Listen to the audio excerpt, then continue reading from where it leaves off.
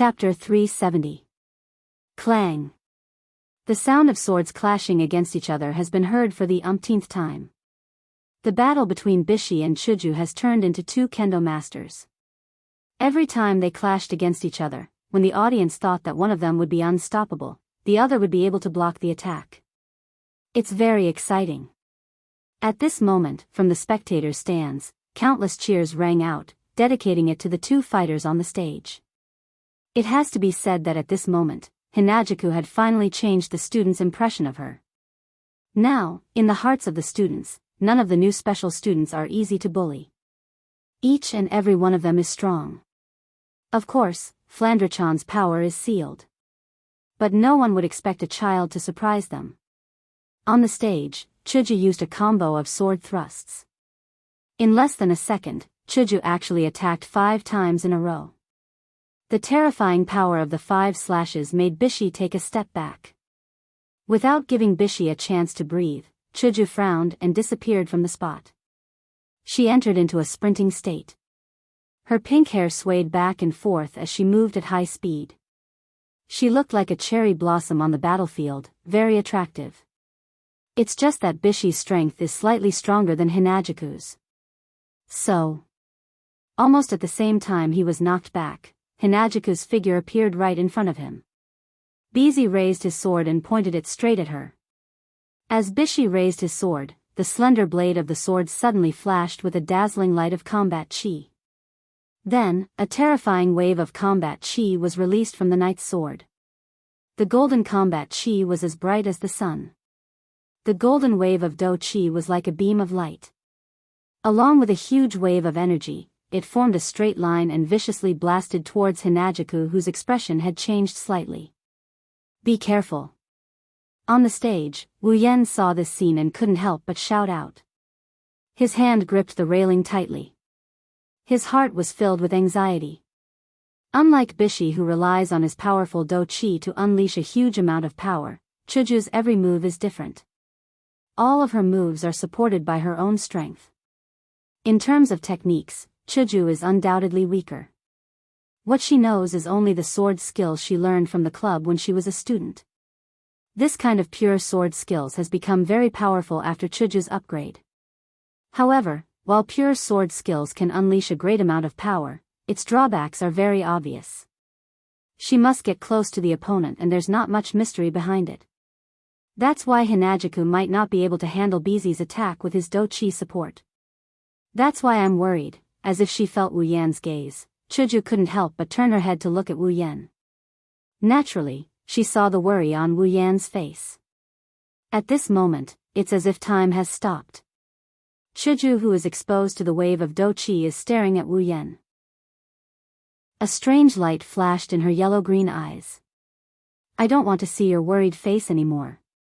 But, Yan, please allow me to be stubborn one more time. Under the reflection of the do chi wave, a determined look flashed across Hinajiku's face, and the white cherry sword in her hand suddenly flashed with a thick flash of sword light. Ha! Hinajiku snorted. Grabbing white cherry, she retreated instead of advancing. Under the shocked gazes of the audience, the crystal sword in her hand violently slashed towards the incoming do chi wave. Chuju! Wu Yan, Mikoto, Feifei, Lulu and the others couldn't help but exclaim. Bang! The wave of do chi collided with the crystal sword. The terrifying force made Chuju groan. Even her chest felt a little stuffy. However, Chuju didn't back down. Instead, she shouted again. She stomped her feet on the ground and with both hands on the hilt, she pushed forward with all her might. Under Chuju's forceful push, the edge of the wave of do chi that made contact with the crystal sword actually cracked open. Oi oi oi, are you kidding me? Bishi's jaw dropped as he watched his own do chi being torn apart. He had a bad feeling about this. Before Bishi could react, Chuju, who was under the attack of the wave of do chi, once again gritted her teeth. With a loud shout, the crystal sword in her hand fiercely pierced downwards. Chi! The wave of do chi was cut in half by the crystal sword like a rag. The two halves of the wave of do chi flew past Chuju and into the distance. Bishi almost cursed out loud. What kind of joke is this? He released his do chi with all his strength and it was cut in half like a rag. No one would be able to stay calm if they were in his shoes. Bishi didn't even notice that Chuju didn't stop her actions. Chuju loosened her grip on the wave of do chi. As a result, Chuju's white cherry didn't slow down and it flew straight towards Bishi. Bishi's expression changed and he quickly retreated. But this time, Bishi was facing the same situation as Chuju. It's too late to retreat now. The crystal sword's tip pierced towards Bishi's pupils. Bishi's pupils shrunk to the size of the crystal sword's tip. In an instant, Bishi didn't have enough time to raise his sword. He wanted to mimic Chuju and turn around but he wasn't as agile as her. That's why Bishi could only use all of his do chi. Ignoring the burden on his body, he ignited his do chi and used it to blow away the incoming crystal sword. It must be said that this method was not bad. After all, the crystal sword was thrown by Hinajaku. It did not have that much power, so it was easily blown away. But if Bishi could think of this, how could Chuju not think of it? Pa! When this sound entered Bishi's ears, everything was set in stone. Bishi's expression changed when he saw Chuju suddenly appearing in front of him and holding the crystal sword in her hand. In the next moment, Chuju's crystal sword slammed into his body. Bang! The crystal sword slammed into Bishi's chest and sent him flying. He landed on the ground not far away. Bishi endured the pain in his chest and got up from the ground. The crystal sword appeared in front of him again but this time, it's pointing at his forehead. The entire place went silent. Bishi stared blankly at the crystal sword in front of him and the pale-faced Hinajaku who was holding the sword with only one hand. He couldn't help but let out a bitter laugh and said bitterly. I lost. The words I've lost reverberated in the silent square. The audience looked at each other, and then they cheered loudly. At this moment, Chuju won everyone's cheers. Phew. Everyone on the stage let out a sigh of relief. They looked at each other and smiled. What a nimble little girl. The Thunder King couldn't help but laugh. She's not weak and she's smart. She knows how to use strange moves. Not bad. I knew it. Those who are with her are not simple people. The group of higher-ups also nodded slowly, as if they were praising Hinajaku. Lei Wang stood up and announced, Gue Chuju wins this match. The audience cheered when they heard Lei Wang's announcement. Another person who can be ranked in the top 10 has appeared in front of them. Moreover, she's a newcomer. At the same time, Chuju received hugs and cheers from her friends. Wu Yan's heart ached when he saw Chuju's pale face. He reached out and caressed her face. Rest well, Hinajaku nodded and smiled. She closed her eyes and rubbed against Wu Yan's hand that is caressing her face. Chapter 371. The cheers were still ringing in the air. Hinajaku and Bishi's battle had brought the atmosphere to its climax. Even the contestants on the stage were burning with passion. They couldn't wait to get down the stage and have a good fight. Towards the end, the spectators couldn't tell who they were cheering for. They just kept on giving vent to the passion in their hearts. They didn't even look at who they were cheering for. After this academy competition, I'm afraid that many people's throats will need to be treated. Of course, the actions of the audience were not completely blind. The result of this was that every student who went down to battle displayed 120% of their strength under the cheers of the audience. This caused some of the battles that were originally not anticipated to be in full swing. Their combat aura and magic power soared to the breaking point, winning the unanimous praise of the audience and even the higher-ups. At this moment, on the arena, two students who were originally ranked in the top 80 seemed to have gulped down an entire bottle of Jinkala. They fought until their eyes were red, and the strength they displayed made even some of the students ranked in the top 50 involuntarily swallow a mouthful of saliva. Wu Yan was speechless. The effect of the atmosphere is really heaven-defying. Half a day has passed since the second day of the tournament. During this time, other than Shokuhu Misaki, Hinajaku, and Fei Fei, who had already completed their mission and completed their 2 matches, there was no one left. Mikoto and Astria also went up to the stage and completed 2 battles. Astria fought against a contestant who was ranked in the top 10 just like Chuju. That contestant was ranked higher than Bishi. Even though he didn't make it into the top 5, he was still ranked 6th. However, Astria isn't Chuju. She is the highest ranked contestant in this tournament. Astria gave the audience a good show of the dog-beating stick technique. She used her Chrysor as a stick and smacked her opponent's head repeatedly until he fainted. Only then did Astria stop. This scene. Naturally, it also caused the top 10 experts to feel a chill in their hearts. It wasn't just because of Astria's strength, it was also because of Astria's relentless fighting spirit. This caused them to look at each other in dismay. They couldn't help but rejoice in their hearts. Fortunately, the opponent had already finished 2 rounds. One has to admit that the power of a foodie is great.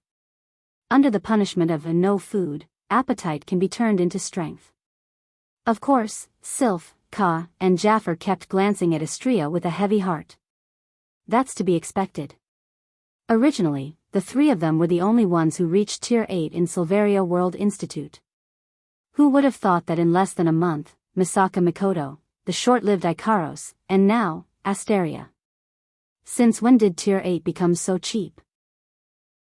Kaya smiled bitterly, but at the same time, he sighed.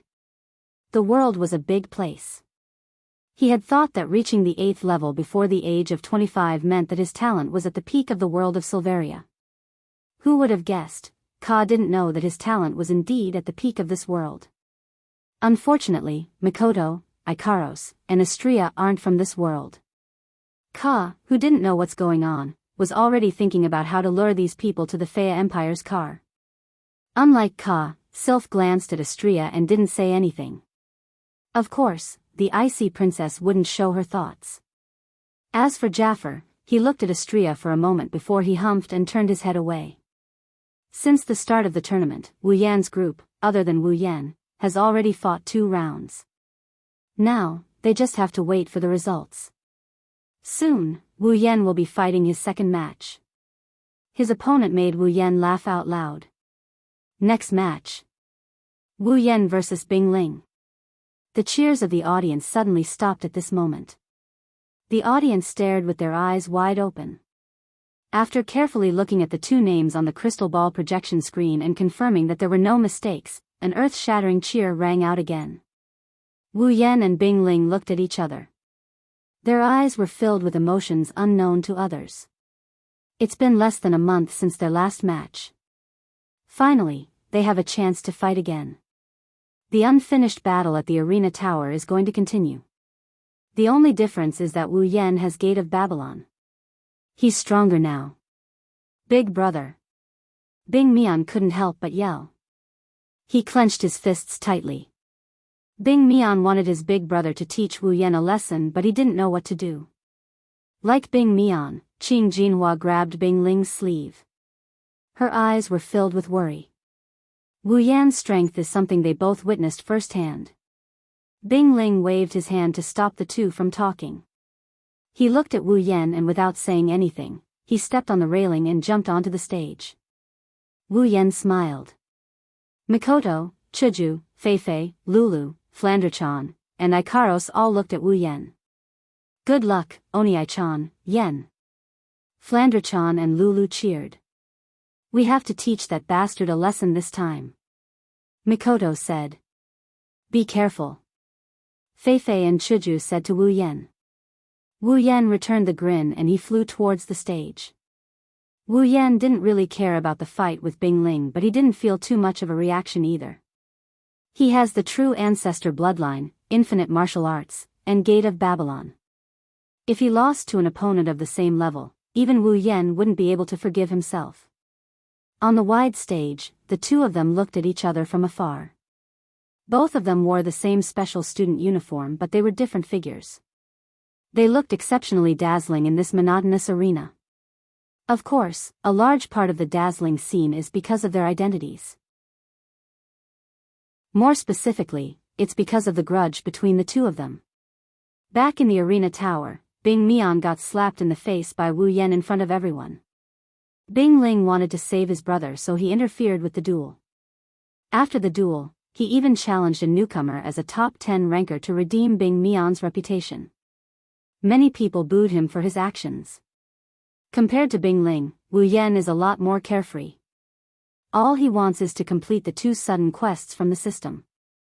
He doesn't care who his opponent is, what kind of people they are, what kind of evaluation they get, none of that matters to him. That battle was stopped by Princess Sylph due to Liren's careless interference. Now, the same battle is happening again. At least in the eyes of the bystanders, this battle is something to be excited about due to the fact that there is an inside story behind it. That's why the audience is boiling with excitement. Bing Ling looked at Wu Yan, who is standing opposite of him. Unlike before, he didn't take this matter seriously. Now, he is looking at the figure not far away with a serious expression. Bing Ling no longer dares to look at Wu Yan as a newcomer. It's obvious that Wu Yan is very strong. At first glance, he's stronger than Bing Ling. At least, from the past 2 days of competition, it's clear that Wu Yan hid an armament that can throw armaments. Bing Ling doesn't know that the Gate of Babylon was something Wu Yan exchanged for after the duel. That's why he thought Wu Yan was hiding his strength. Fortunately, Bing Ling had other tricks up his sleeve that worked on Wu Yan as well. Chapter 372. Bing Ling raised his head and he looked at Wu Yan, who had an indifferent look on his face. Bing Ling's face slowly curled up into an enigmatic smile.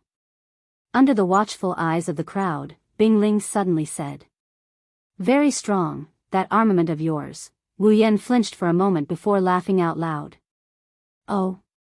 You can tell that it's an armament? No wonder you're in the top 10 of the academy." Bing Ling glanced at Wu Yan and continued. "To be honest, even I don't have the confidence to deal with that armament of yours. Whether it's strength, speed, or defense, it's not bad at all. It even has recovery ability, it's really troublesome." Wu Yan frowned and looked at Bing Ling. This guy, why is he saying this? Does he have the personality to boost the morale of others and diminish his own? As if he saw through Wu Yan's thoughts, Bing Ling shook his head and laughed out loud. "Wu Yan, that armament of yours is troublesome, but that's all there is to it. Against me, no, against the Saito family's Ice Do Chi, you shouldn't have used an armament." After saying that, Bing Ling's eyes flashed. She flipped her hands and 2 icy blue daggers appeared in her hands. They glowed with a chilling light. They were Bing Ling's rare armament. The dagger in the ice spirit's hand spun in all kinds of dazzling arcs. It was like 2 auroras, nimbly streaking across the void, and then slowly intertwining with each other. With a light stroke, sparks shot out, but it brought along a chilling luster. After which, a dense ice blue do chi surged out from within Bing Mian's body. After which, it wrapped around Bing Mian's entire body. The icy blue do chi began to spread. Finally, it turned into a ball of do chi. It slowly shrank and expanded, as if it was brewing something. It was extremely strange. Looking at Bing Ling's actions, Wu Yan's heart. Suddenly, a sense of vigilance rose in his heart. His eyebrows slightly furrowed. This scene was similar to what the ice spirit had wanted to do in the Tower of Tournament. However, he was interrupted by Sylph at that time. Now that he's seeing her again, and with Bing Ling's words, Wu Yan has a feeling that this battle is going to be more troublesome than he thought. Freezing wind. A deep and cold shout suddenly came out from the ice blue do chi mass. Immediately after, the ice blue do chi mass suddenly soared into the sky and floated in the middle of the field. On the high platform, some of the top 10 experts had already narrowed their eyes. Obviously, they recognized what Bing Ling was going to use next. Some of the people who had seen it before exclaimed in unison. The ball of do chi exploded in mid-air, countless icy blue rays shot out from it and enveloped the entire stage in the blink of an eye. Wu Yan's expression froze. He looked at the icy blue rays he saw in the last battle. His wine-red eyes narrowed. Wu Yan's intuition told him that the icy blue rays this time are different from the last one.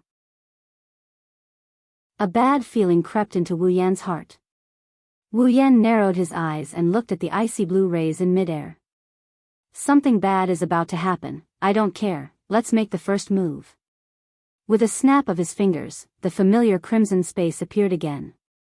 Thousands of iron sand swords slowly emerged, but in the next moment, Wu Yan's body suddenly froze, he was completely stunned. When his gate of Babylon appeared, the strange icy blue rays shot towards the gate of Babylon at an unimaginable speed, like bees that saw honey. They even enveloped the gate of Babylon. Then, under the gaze of the audience, the iron sand swords on the gate of Babylon started to freeze at a speed visible to the naked eye, turning into a ball of ice that covered the entire sky. Wu Yan was shocked. Bingling also had a surprised look on his face. He looked at the crimson space and said with a little surprise, "What a strange armament. The freezing wind that is specially used to deal with armaments can't freeze it." Then, the ice spirit's tone changed again. "Well, it doesn't matter. Anyway, without those black swords, your crimson space is useless even if it can still be used." Hearing this, Wu Yan's face darkened. He didn't expect this guy to have such a trick up his sleeve. But then, Wu Yan laughed. If Bingling thinks that his strength is only at the gate of Babylon, then he should prepare to fight. With a wave of his hand, the gate of Babylon disappeared along with the frozen iron sand swords. Seeing this, the ice spirit couldn't help but laugh. Raising the two daggers in his hand, the ice spirit sneered. "Next, let me see what other tricks you have up your sleeve." Bingling's body suddenly shot out at an incredible speed, the sharp daggers in his hand stabbing towards Wu Yan's arms. Wu Yan took a step back and his expression changed. He bitterly smiled when he saw the ice spirit closing in on him. He almost forgot that the ice blue light can affect a person's speed. By now, Bingling was already in front of Wu Yan. Wu Yan clenched his fist and the Neong Dian Shana appeared in his hand. But soon, Wu Yan frowned slightly. The Neong Dian Shana in his hand is slowly freezing. It's useless. Bingling held the two daggers tightly and looked at Wu Yan, who was not far away. He suddenly accelerated and rushed towards Wu Yan. This is a little troublesome. Wu Yan's wine-red eyes stared at Bingling. He suddenly smiled and grabbed the Neong Dian Shana. Bingling was stunned when the Neong Dian Shana suddenly trembled. Then, a flame that looked like a red lotus started burning from the blade of the Neong Dian Shana. The flame burned slowly, and the ice around the blade of the Neong Dian Shana evaporated into gas. The flaming blade of the Neong Dian Shana appeared in front of the ice spirit.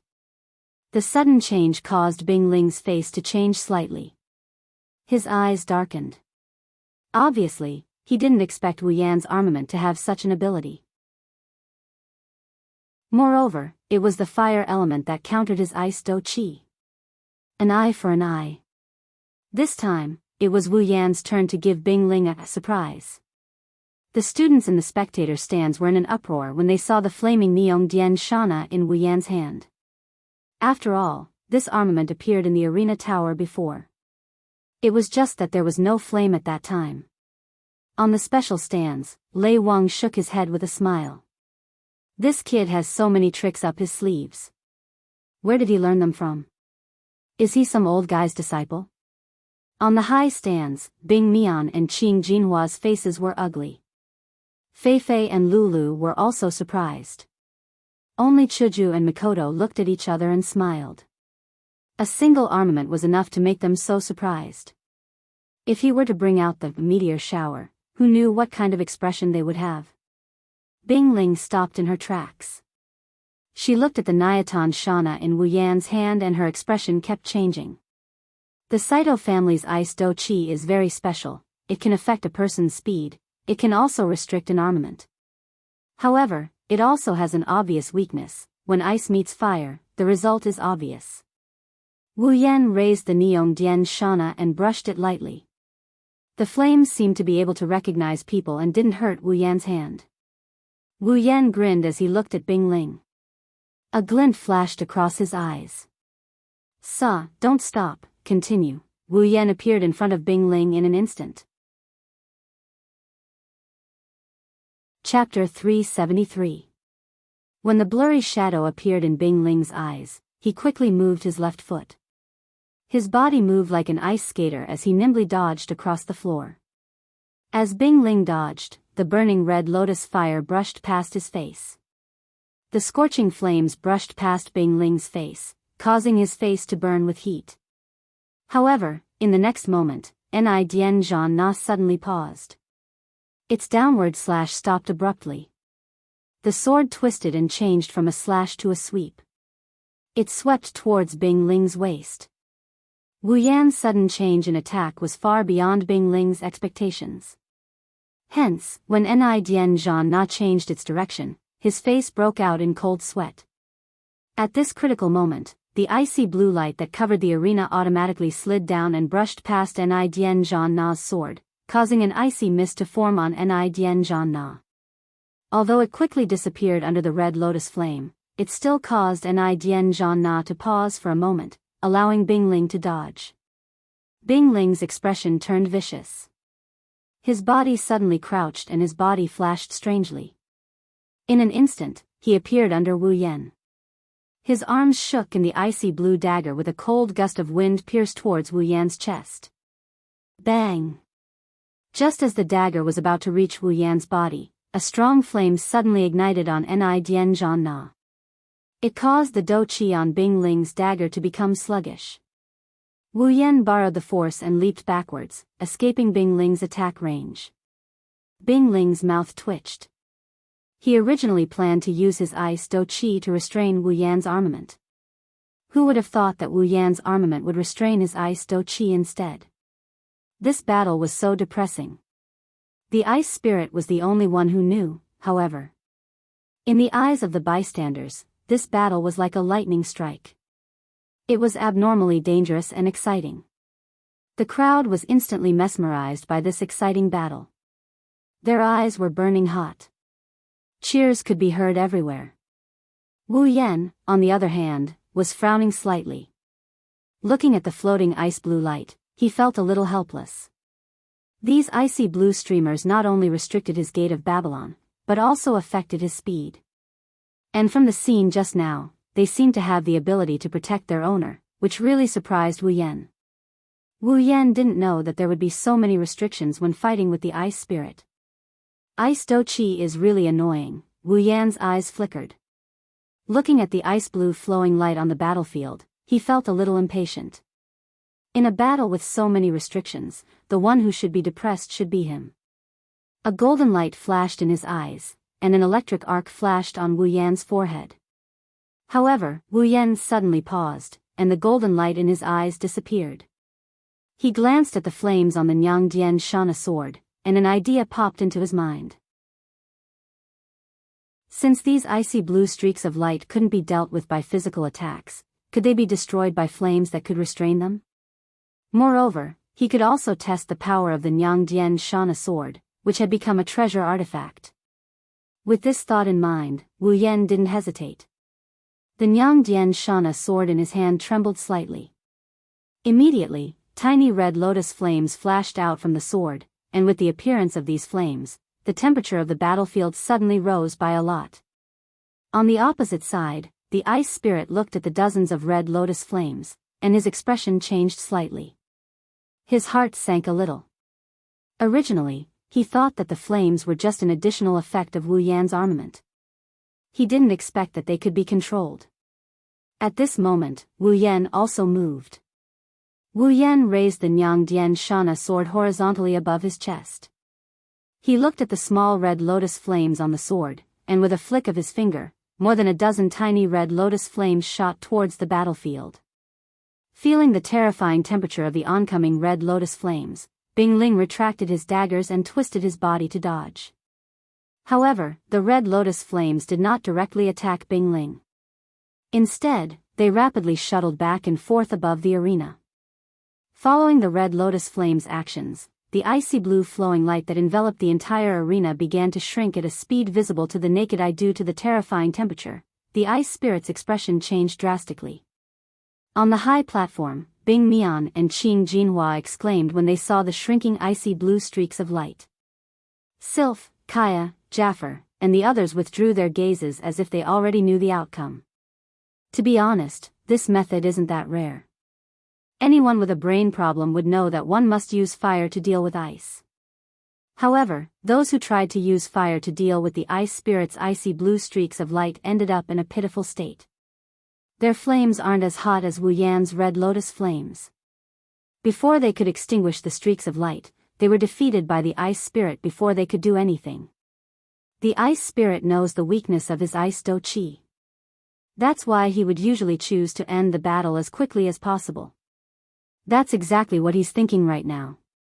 He wants to defeat Wu Yan before Wu Yan extinguishes the streaks of light. However, just as the ice spirit had this thought, he heard a slight gust of wind. Then, a blurry black figure appeared in front of him. The ice spirit's expression changed again and again. At this time, Wu Yan's Nian Temple Shana is already swinging down with a ferocious force. The ice spirit's eyes sharpened as he swung his daggers. Instantly, an icy blue streak of light fell from the sky and collided with the Nian Temple Shana. Pfft! The moment the two collided, the Nian Temple Shana shattered the icy blue streak of light into a mist. However, when the Nian Temple Shana landed on the ground, the ice spirit had already retreated. Then, Wu Yan saw the ice spirit, who had retreated a few steps, pounce at him again with lightning speed. The daggers were spinning rapidly between his fingers. They were like two poisonous snakes that could easily kill a person as they cut through the air. Wu Yan raised his eyebrows when he saw that the ice spirit had chosen to charge at him head-on. He tightened his grip on the Nian Temple Shana and smiled faintly. Then, the Nian Temple Shana viciously stabbed forward. Due to the frightening temperature of the red lotus flame on the Ni Dian Zana, it directly caused the air to burn wherever the Ni Dian Zana passed. A low and deep air explosion sounded. It was extremely ear-piercing. The distance between the two was covered in the blink of an eye due to this attack. However, just as the daggers were about to come into contact with the Nian Temple Shana, the ice spirit's body suddenly twisted. His body moved in a strange manner, sticking close to the Nian Temple Shana, as he appeared at the spot where Wu Yan was holding the sword. The sharp daggers in his hands unceremoniously sliced towards Wu Yan's palm. Seeing the sudden change in the situation, the entire crowd gasped. At such a close distance, the Nian Temple Shana had already made up his mind. There was almost no way to pull back. Under normal circumstances, Wu Yan would probably be left with a few deep wounds by the ice spirit's cunning and ruthless ice-like daggers. Then, he would be defeated. While the crowd gasped, only Chuju and Mikoto on the high platform frowned. They were a little confused. With Wu Yan's miraculous infinite martial refining, how could he reveal a flaw so easily? Looking at Wu Yan, who was about to be defeated by the ice spirit, Bing Mian and Qing Jinhua's faces were filled with excitement. They almost cheered out loud. However, the Thunder King on the special high platform laughed. Some of the more observant people who had been paying attention to Wu Yan also noticed that there was not a trace of panic on Wu Yan's face. In fact, there was even a faint trace of a strange smile. Immediately, their hearts trembled slightly. In the arena, under the countless attentive gazes, the ice spirit's daggers instantly neared Wu Yan's sword-wielding hand. A cold gust of wind blew against Wu Yan's arm. As the daggers neared Wu Yan's hand, the ice spirit's heart gradually grew uneasy. Chapter 374. As the dagger got closer, Bing Ling's uneasiness turned into reality. When the dagger was only a centimeter away from piercing his hand, Wu Yan finally made his move again. He didn't use any surprising method to counterattack, nor did he use any unexpected method. Wu Yan gently let go of Nietan no Shana and let it fall to the ground with a crisp, ding-dang sound. Countless people were stunned. What is this? Without the support of the armament that could use flames, was there even a need to continue this battle? Does Wu Yan still have a way to win against Bing Ling? While everyone was having this thought, Mikoto smiled. Because at this moment, the electromagnetic field of her electromancer ability suddenly fluctuated, Bing Ling's face showed a trace of hesitation. He didn't understand why Wu Yan would give up on restraining his armament. Based on his impression of Wu Yan, he shouldn't be such an unwise person. However, at this time, Bing Ling would be able to stab the opponent's hand in less than a second. She didn't have time to think too much. Thus, Bing Ling's expression hardened. The dagger in her hand was suddenly enveloped by ice blue do qi. Threads of cold air wrapped around the dagger, and a cold wind suddenly grew stronger. Ice dagger. Ice Spirit's pair of daggers started to vibrate at a strange speed. Ice Spirit's voice was cold and oppressive. As the daggers trembled, the strands of cold air surrounding them shot out as if they had a mind of their own, converging into a long ice dagger. This was the ice dagger battle technique that Bing Mian had used before. But it's clear that Bing Ling's actions didn't cause Wu Yan to panic. Suddenly, Wu Yan's body trembled. A series of rapid electrical sounds exploded. At the same time, a bluish-white electric current surged out from his body and covered his entire body. As his body was covered by electricity, outside of Wu Yan's body, rapidly flashing electricity intertwined and struck. In the blink of an eye. Above the bluish-white electric current, there was a temperature no lower than the red lotus flames. Electricity could also produce heat. Qi, the long ice dagger collided heavily with the lightning. However, it was as though an ice cube had met with boiling water. Sizzling sounds continuously rang out. After that, the ice daggers that were originally capable of piercing through huge rocks were instantly reduced at a speed visible to the naked eye. In the end, 2 daggers appeared in their original state. Naturally, their power was completely gone. The ice spirit's pupils shrank as he looked at the lightning on Wu Yan's body. He had almost forgotten that Wu Yan had used the power of lightning in the Tower of Arena. Seeing that the dagger was only a short distance away from Wu Yan's body, Bing Ling's eyes flashed with unwillingness. Do Qi suddenly burst out, and the dagger turned into 2 cold lights. With lightning speed, it fiercely stabbed into Wu Yan's body. However, in exchange for the dagger's stab, 2 clear metallic sounds rang out. This caused Bing Ling's heart to shrink, and an expression of disbelief appeared on his face. Because in front of the dagger, there were 2 iron sand swords that suddenly appeared from Wu Yan's side. At this moment, Bing Ling finally realized that his freezing wind had been eliminated by the red lotus flames. In other words, the Gate of Babylon, or more accurately, the iron sand swords, can also be used. It has to be said that the strength of Bing Ling's 2 daggers, under the support of his Do Qi, is extremely terrifying. Even though the daggers are good at penetrating and have less destructive power, they still pierce through the iron sand swords. However, this is the end. A dense electric glow suddenly flashed on the metal sand sword. In an instant, it caused the icy blue dagger in Bing Ling's hand to turn fiery red. A chi-chi sound was emitted from Bing Ling's hand, which was tightly holding the dagger. This caused Bing Ling's expression to change drastically. He hurriedly maneuvered his Do Qi and wrapped his hand around it. Even though this was the case, he still felt a searing pain moving around his hand. He viciously pushed the dagger in his hand, but it did not move an inch forward. Helplessly, Bing Ling could only let go of the dagger and retreat. As he retreated, his eyes were still fixed on Wu Yan, who was wrapped in lightning, and his heart was filled with anger. The lightning that enveloped Wu Yan's body suddenly dissipated, revealing Wu Yan's figure. However, when Bing Ling saw Wu Yan's figure clearly, his angry expression immediately darkened. At this moment, one of Wu Yan's hands was stretched straight towards him. Moreover, Wu Yan even made a finger-snapping gesture. He looked at Bing Ling with a mocking expression. This caused Bing Ling to feel a chill down his spine. Seeing Wu Yan's appearance, Bing Ling, who was rapidly retreating, felt his heart tremble. His body suddenly stopped. At this moment, Wu Yan suddenly snapped his fingers. A soft but unusually clear snapping sound rang out in the entire square. Gate of Babylon. A soft whisper slowly came out from Wu Yan's mouth. It was like a circle of sound waves that stirred up ripples. The ripples spread out like lightning and instantly covered everything behind Wu Yan.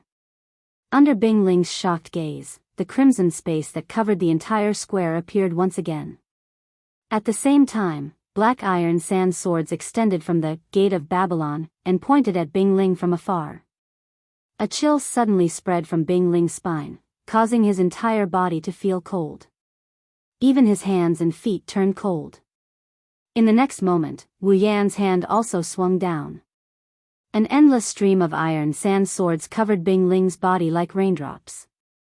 Bing Ling roared and mobilized all his dou qi to cover his entire body. The black sword slammed into Bing Ling's body, causing Bing Ling's face to turn pale. His chest felt heavy, and a trace of blood slowly flowed out from the corner of his mouth. Under the barrage of attacks from the iron sand swords, Bing Ling was finally injured, and it was not light. Of course, if he did not have dou qi to protect his body, it would not be as simple as just being injured. However, Bing Ling did not rejoice. Instead, his face changed greatly because Wu Yan's figure had already appeared in front of him like a ghost. Looking at this scene, the hearts of everyone present suddenly rose. A portion of the people's mouths had already formed the shape of a cry of surprise. Looking at the shocked Bing Ling in front of him, Wu Yan said softly, causing Bing Ling's face to turn completely pale, "You've lost, I've won." After saying this, Wu Yan's eyes focused. An extremely strong gust of wind emerged from his hand, accompanied by a low explosive sound that resounded throughout the square. Lightning fist. No. Hearing the sound in the square and seeing Wu Yan's shout, Bing Mian, who was previously excited and looking forward to Bing Ling beating Wu Yan to the ground and begging for mercy, suddenly screamed out loud. Qing Jinhua's cheeks instantly turned pale and her mouth kept muttering, "How is this possible?" Under the watchful eyes of the crowd, the fist, which was wrapped in lightning, seemed to break through the barriers of space. It carried an unparalleled force and power as it heavily smashed into the chest of the shocked Bing Ling. An earth-shattering force, along with the power of lightning, surged out wildly. Bang! When the intense pain came, Bing Ling's shocked face flushed red. A mouthful of bright red blood violently spurted out from his mouth. His body flew backwards as if he had suffered a heavy blow. In the end, he landed heavily on the ground outside the square, causing cracks to appear on the ground. Bing Ling's face was deathly pale. All the strength in his body seemed to have left him at this moment, causing him to be unable to stand up from the ground. He could only lie there and look up at Wu Yan on the stage, his heart filled with bitterness. Slowly stepping forward, Wu Yan indifferently looked outside the square at the deathly pale Bing Ling. He smiled slightly and stretched before looking at the Thunder Emperor. The Thunder Emperor shook his head with a smile and raised his hand. "This match, Wu Yan wins." Chapter 376. There were no clouds in the sky. The moon shone like a silver plate with stars twinkling in the night sky. Moonlight shone down from the sky and covered the entire Silveria World Institute with a layer of silver gauze. Even if it was night time, it wouldn't be as cold as one would imagine. It was only the second round of the Academy tournament, and it was already so exciting that it made their hearts so restless. If it was the third round, when the real battles between the top 10 powerhouses began, wouldn't it be even worse? At this moment, they were already secretly looking forward to the third round of the Academy tournament. Apart from these students, the contestants were the same. They couldn't sleep. Among them, the leaders of the major forces were vexed. They were vexed that they couldn't enter the top 10. What was it about them that they couldn't compete with others? However, some of them knew clearly in their hearts. They were bitter. Why did so many powerful newcomers appear at this time? They knew it wasn't that they weren't strong enough. It was just that there were too many assassins this year. They used to occupy the top 10 spots, but now, apart from Sylph, Ka, and Jaffer, there was only one assassin left in the top 10. Entered the top 10, after this tournament, the Spalier world won't be peaceful anymore. Because the Spalier World Academy is a gathering of the geniuses from all over the Spalier world. Their ranking is equivalent to their status in this world. Look at the top 10 in the past. They were born in the 3 great clans of the 3 empires. Being in the top 10 is a testament to their strength. This also proved that their clan was at the pinnacle of the continent. At the same time, it also reflected their clan's status compared to other clans. How is it today?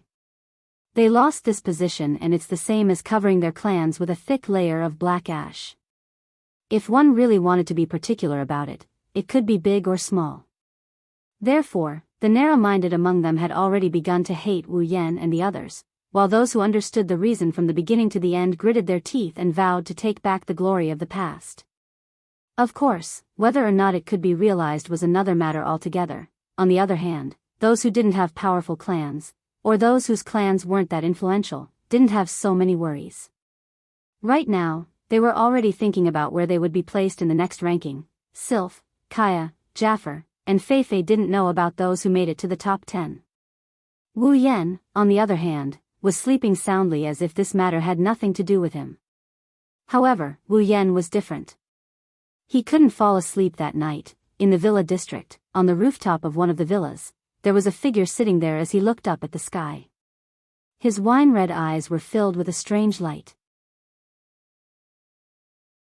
At this moment, his face, which was not considered handsome, became very attractive.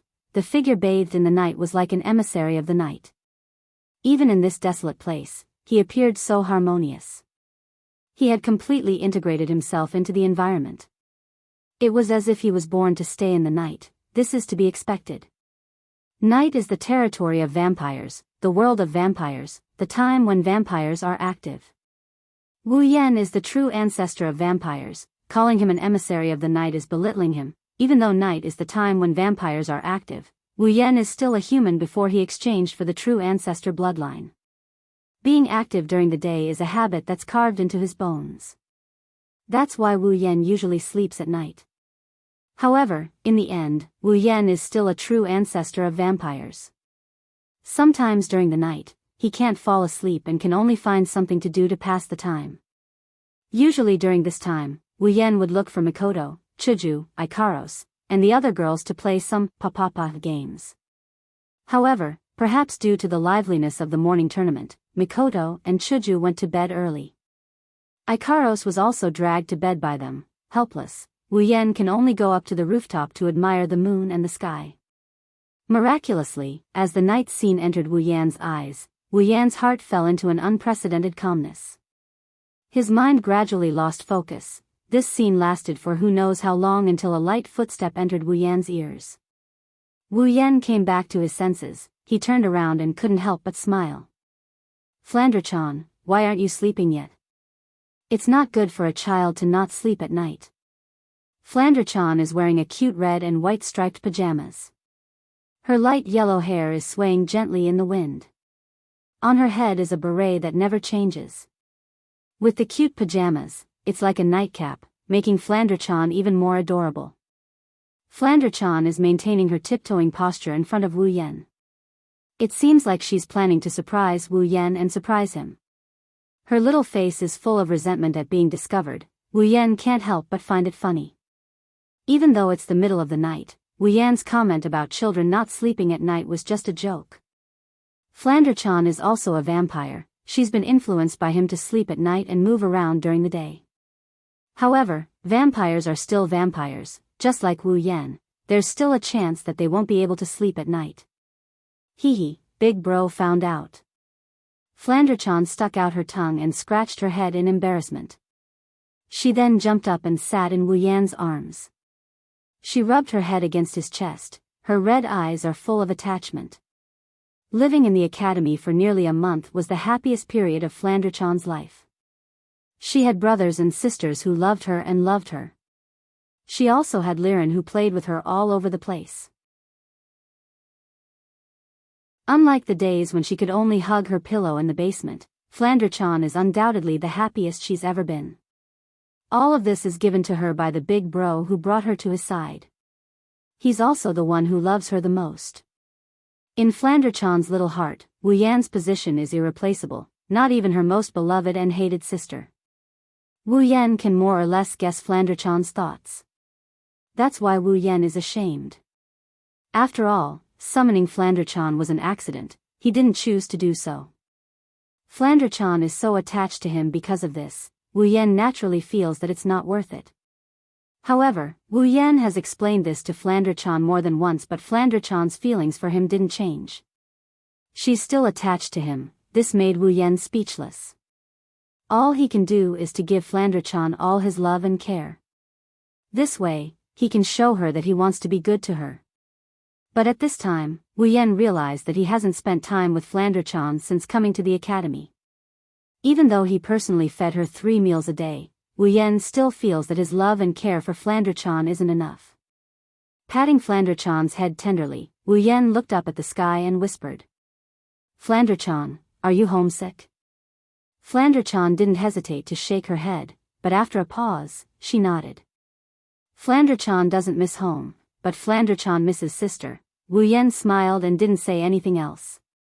He looked at the moon and the sky in silence. Maybe it's time for him to accompany Flandre-chan, Chuju, Mikoto, and the others.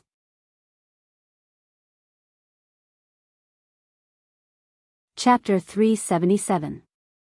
On the second day, the Spalier World Academy wasn't as lively as it was 2 days ago.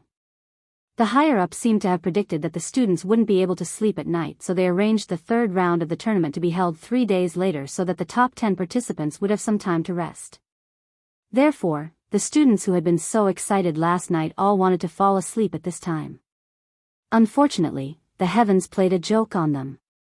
Today, for some reason, the sun went crazy early in the morning.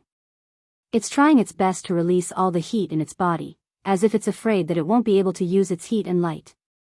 Today's temperature was raised to an extremely high level. The entire Spalier World Academy felt like it's been placed in a steamer. The merciless sun caused the students who wanted to sleep to jump out of their beds as if their butts were on fire. They couldn't sleep at all. Some of them even had distorted vision when they looked at the air. There wasn't even a trace of wind outside. Even if there was, it would be a hot wind, which would only make people feel more uncomfortable. Under the fierce sunlight, ordinary people would feel dizzy after staying here for 10 minutes or so. Helpless.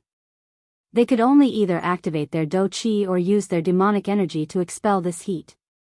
After which, they were able to peacefully enter the land of dreams. However, after this torment, a feeling of exhaustion swarmed in. It was likely that by the time they woke up, they don't even know when they'll wake up. It's different from the other places in the Spalier World Academy. The villa area is unusually cool. As a special privilege given to the special students by the Spalier World Academy, the villa area has to be maintained in a good environment. Other things aside. Warm in winter and cool in summer. That's a must. However, Chuju, Mikoto, Ikaros, and the others still left their beds early. It's not that they couldn't sleep because of the heat, it's just that after such a good night's sleep last night, they didn't want to stay in bed. One by one, they sat at the table in the living room and ate their breakfast. Not sure if it's because they exhausted all their enthusiasm during the tournament or because the tournament was delayed for 3 days, but when Mikoto came to the living room, she looked like she was half dead. She didn't have the same excitement she had 2 days ago. Chuju couldn't help but sigh. Even Chuju was affected. She didn't have the mood to eat anymore. She nibbled on bread crumbs with a gloomy expression. She rolled her eyes at Mikoto, blaming her for making her look like this. Mikoto couldn't help but laugh dryly. The only one who was still energetic was Ikaros. However, from Ikaros' calm face, it's hard to tell what's going on. At some point, footsteps came from the staircase. The 3 girls in the living room were startled. Straightening their backs, Chuju, Mikoto, and Ikaros continued to eat their breakfast as if nothing happened. However, the 3 pairs of eyes that were looking at the staircase betrayed their inner thoughts. Not long after, Wu Yan's figure appeared in their line of sight. He was holding a yawning Flandre-chan in his arms. This proves the question of who was Wu Yan's partner last night. Last night, both vampires had insomnia, but they still went back to their room to sleep. Flandre-chan, on the other hand, didn't want to leave. After all, ever since she came to Spalier World Academy, she was forced to sleep in her own room or with Chuju and the others. She didn't have the chance to sleep with Wu Yan. How could Flandre-chan, who's attached to Wu Yan, endure this? Fortunately, the insomnia Flandre-chan found Wu Yan last night. Naturally, she didn't want to leave Wu Yan's side no matter what. Wu Yan could only hug this comfortable yet clingy pillow and go back to his room to sleep. Of course, a certain evil person still has a little bit of conscience in his heart. Looking at Flandrachan's petite frame, he couldn't bring himself to push her down. Therefore, last night, a certain someone was serious for once. The three girls flinched when they saw this scene. However, they didn't think much of it. In their opinion, Flandrachan is just a kid, sleeping with Wu Yan is nothing out of the ordinary. Master. Ikaros called out softly. She wanted to go to Wu Yan's side, but then she realized she was still holding the bottle of black tea for Mikoto and Chuju.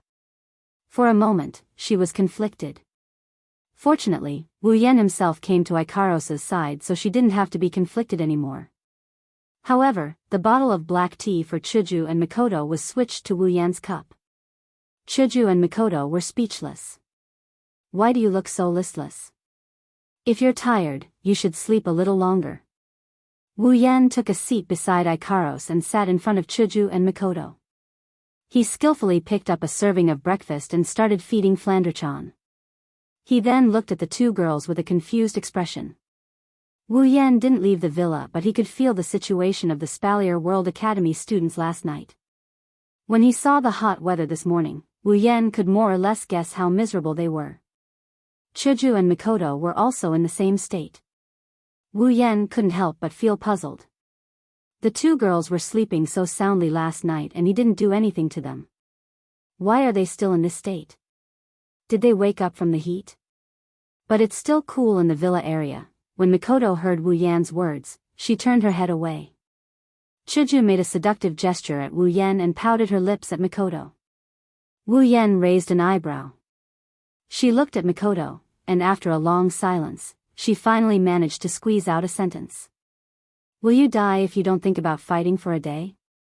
Mikoto immediately stood up, her pretty face flushed red. Trying to be brave, she explained, how can that be called a fight?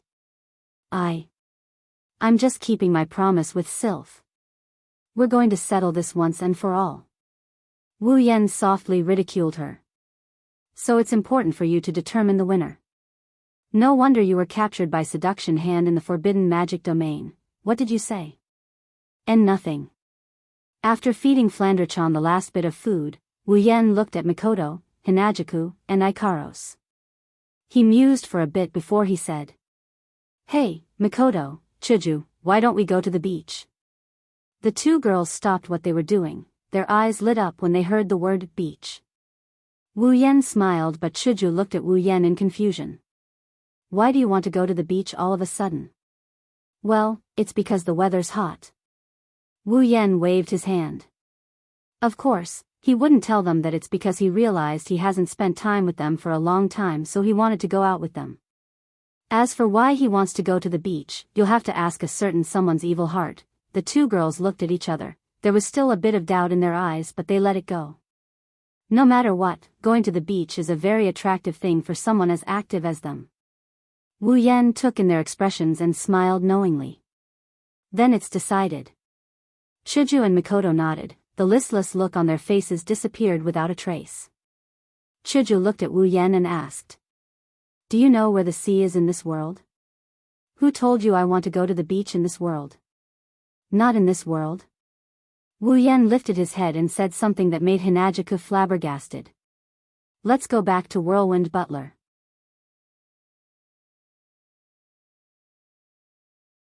Chapter 378. Spalier World Academy occupies a vast area. It's even larger than Academy City. That's to be expected. After all, there are more than 10 million people in Spalier World Academy. How can it accommodate so many people if it doesn't occupy a large area? The population of Academy City is only about 2.3 million. If it weren't for the dazzling array of experimental measures and laboratories, I'm afraid there would be a lot of empty land in Academy City. The same goes for Silveria World Institute. Even though it has a much larger population than Academy City, it doesn't require a lot of space. The Arena Tower, the Merchant District, and the Free Trade District may take up a lot of space, but it's nothing compared to Silveria World Institute. As the academy's land was mainly used to provide accommodation for the students, even though the population was over 10 million, there was still a lot of empty space. Naturally, these places would not be left unused. The academy's higher-ups would selectively provide some empty space to students who needed it. For example, those from the academy's forces. Forming a faction isn't something that can be done casually. It's still a faction. What's the point of forming a faction without cohesiveness? That's why when a faction is formed, it's important to provide a place for its members to gather. In other words, the problem of the faction's headquarters. If the academy's higher-ups didn't provide the land, it would be impossible to form a faction. It's not that easy to form a faction in Spalier World Academy. Regardless of the size of the factions within the academy, there would always be a headquarters. It was just a matter of the size of the headquarters. At this moment, in front of a tall building that occupied a relatively large area, a figure flew over from afar and stopped there. This figure is none other than Wu Yan, who decided to bring his girls to the beach for some fun. Since he wants to bring his sisters to the beach. Then Shokuhu Misaki, Astria, Kinohada Sayai, Frenda, and Takitsubu Riku can't be left behind. That's why after asking around, Wu Yan obtained the location of Starlight Queen's headquarters. He arrived at this place, looking for the 5 girls who ran away from home. Looking at the tall building in front of him, Wu Yan walked towards it. He can only hope that Shokuhu Misaki and the others are in there. After all, he already searched the villa area and the 5 girls were nowhere to be found. If he can't even find them in the headquarters, it'll be difficult to find them in the entire academy. However, Wu Yan didn't expect that finding Shokuhu Misaki in Starlight Queen's headquarters would be as difficult as finding her in the entire academy. This is Starlight Queen's headquarters. Outsiders, please do not come too close. When Wu Yan approached the entrance of Starlight Queen's headquarters, a group of female students who were patrolling behind the front door of the headquarters blocked Wu Yan's way. The leader of the group, a female student with decent looks, looked at Wu Yan with a serious expression. She said those words in a practiced manner. It can be seen that this is not the first time she has faced this kind of situation. Wu Yan stopped and he looked at the leader of the group. Then, he looked at the other members of the group and he felt relieved. This is the headquarters of a faction. It's impossible for there to be no management. If anyone could enter the headquarters, it wouldn't be called a headquarters. Judging from Shokuhu Misaki's abilities, she must be doing a good job in managing the faction. Wu Yan smiled at them and said, "Hello seniors, I'm here to look for your leader. May I ask if she's here?" Wu Yan frowned as he looked at the female students. He's not sure if he's imagining things, but he felt like the way the female students looked at him changed after he revealed his intentions. They're starting to get impatient. The female student leading the group looked at Wu Yan and said expressionlessly, "Shokuhu Mozaki-sama is busy and can't receive guests. Please leave for now." Busy? Wu Yan glanced at the female students. Seeing how impatient they are, Wu Yan calmed down. He even found it funny. Based on his understanding of Shokuhu Misaki, even though she's a little obsessed with territory, he doesn't believe that she would personally manage a faction's affairs. Shokuhu Misaki likes the feeling of being supported by others, but she's also a lazy person. If there's anything she needs to do, she'll just leave it to her subordinates to deal with it. She'll listen to the results and make her own decisions. That's why this whole busy thing is probably nonsense. Wu Yan narrowed his eyes and he shook his head. He can guess why these female students are looking for an excuse to chase him away. With Shokuhu Misaki's popularity in Silveria World Institute, this patrol squad must have been annoyed by Shokuhu Misaki's fans. They must have thought that Wu Yan is a fan who came to look for his idol. Wu Yan went straight to the point. "I'm a good friend of Shokuhu Misaki-sama. Go in and tell her, she'll come out to see me." Hearing this, the female students were stunned. Then, the impatience on their faces increased. The female student in the lead even waved her hand at him like she was shooing away flies.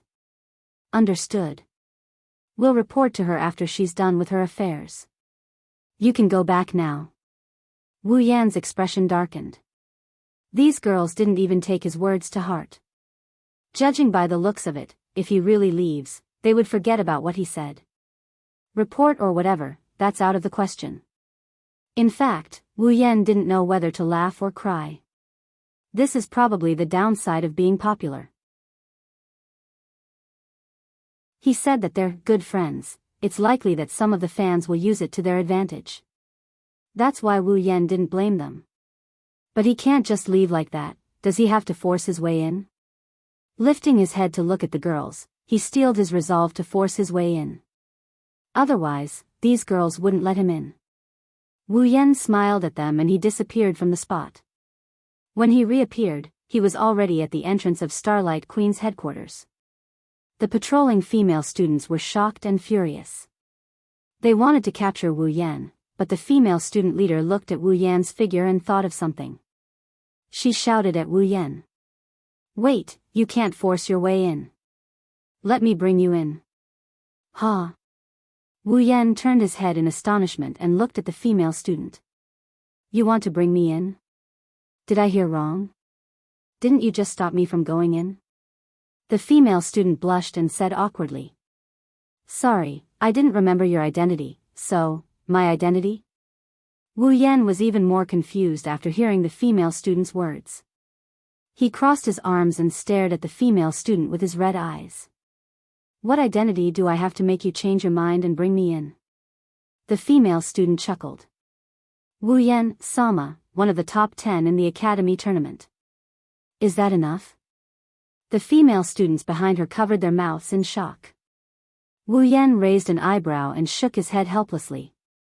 He thought that the female student would say something like Shokuhusama's partner or Shokuhusama's other half.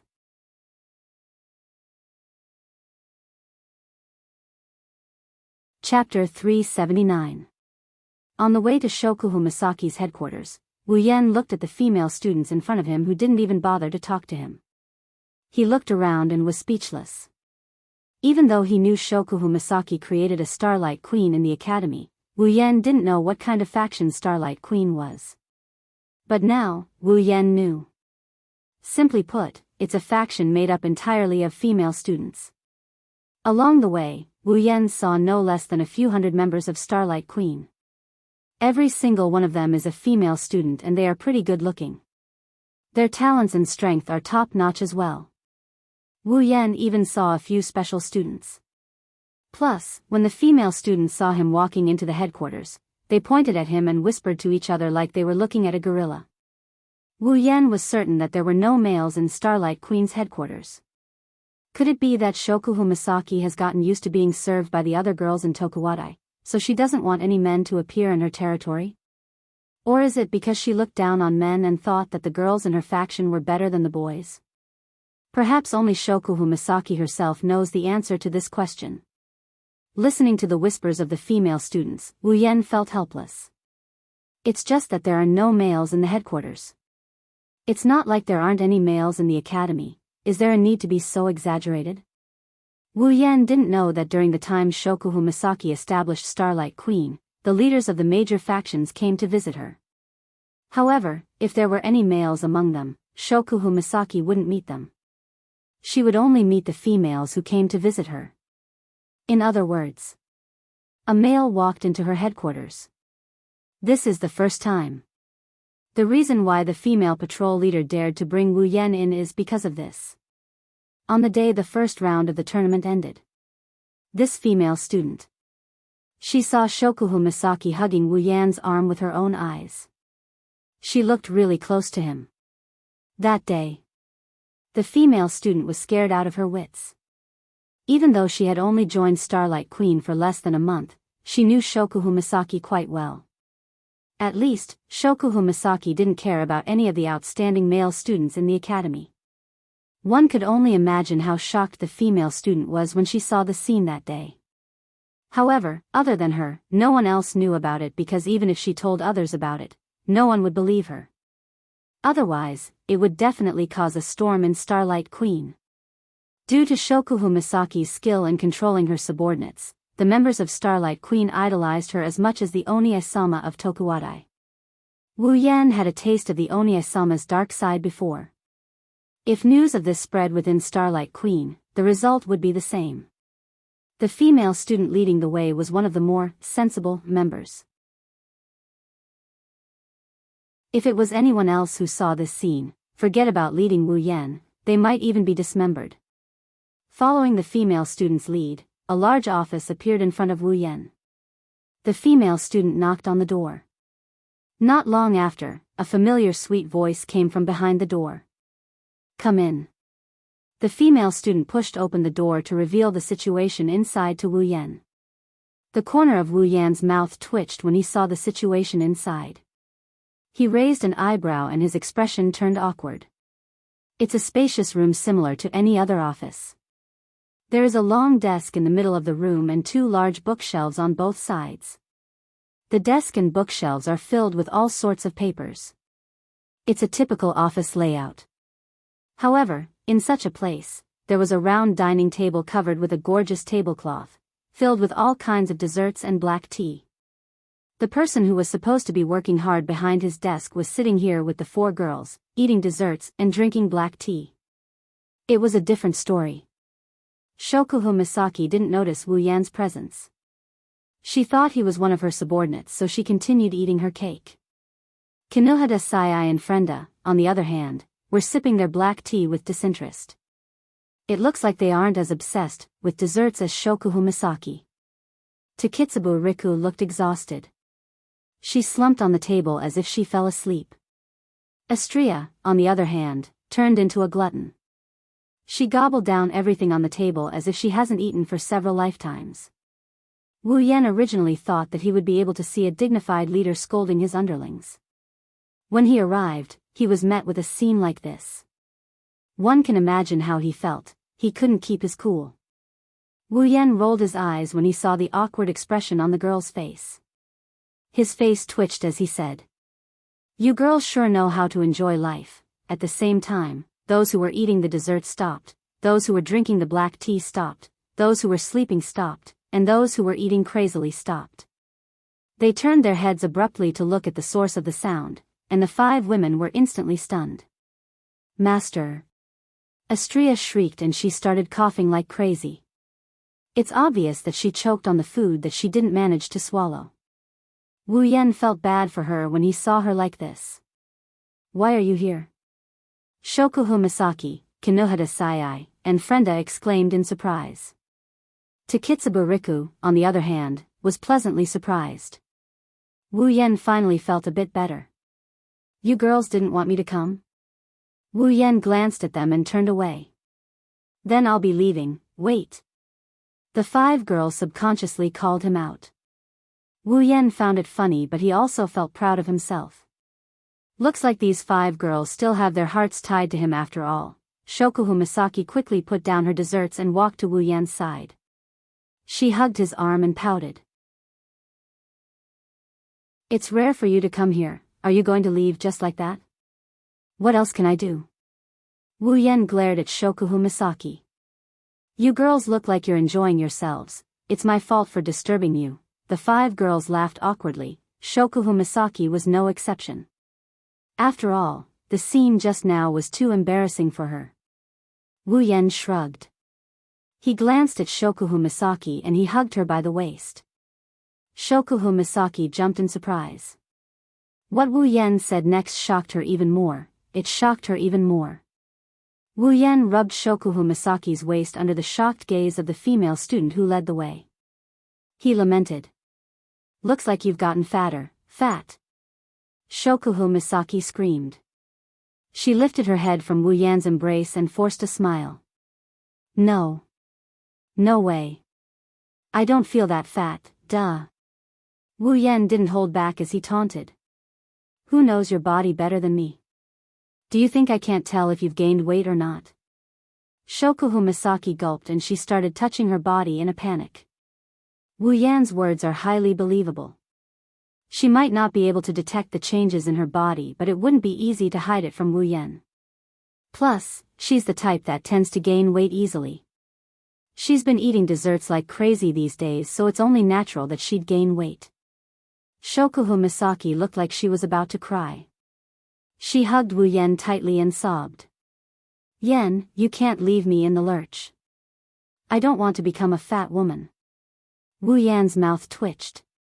What can I do to save you? Shokuhu Misaki patted Wu Yan's chest and said something that almost made Wu Yan spit out his rice. Look around the system and see if there's anything that can help you lose weight instantly.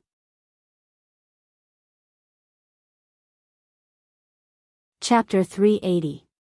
White Emperor College is a famous school for nobles in the world of Whirlwind Butler.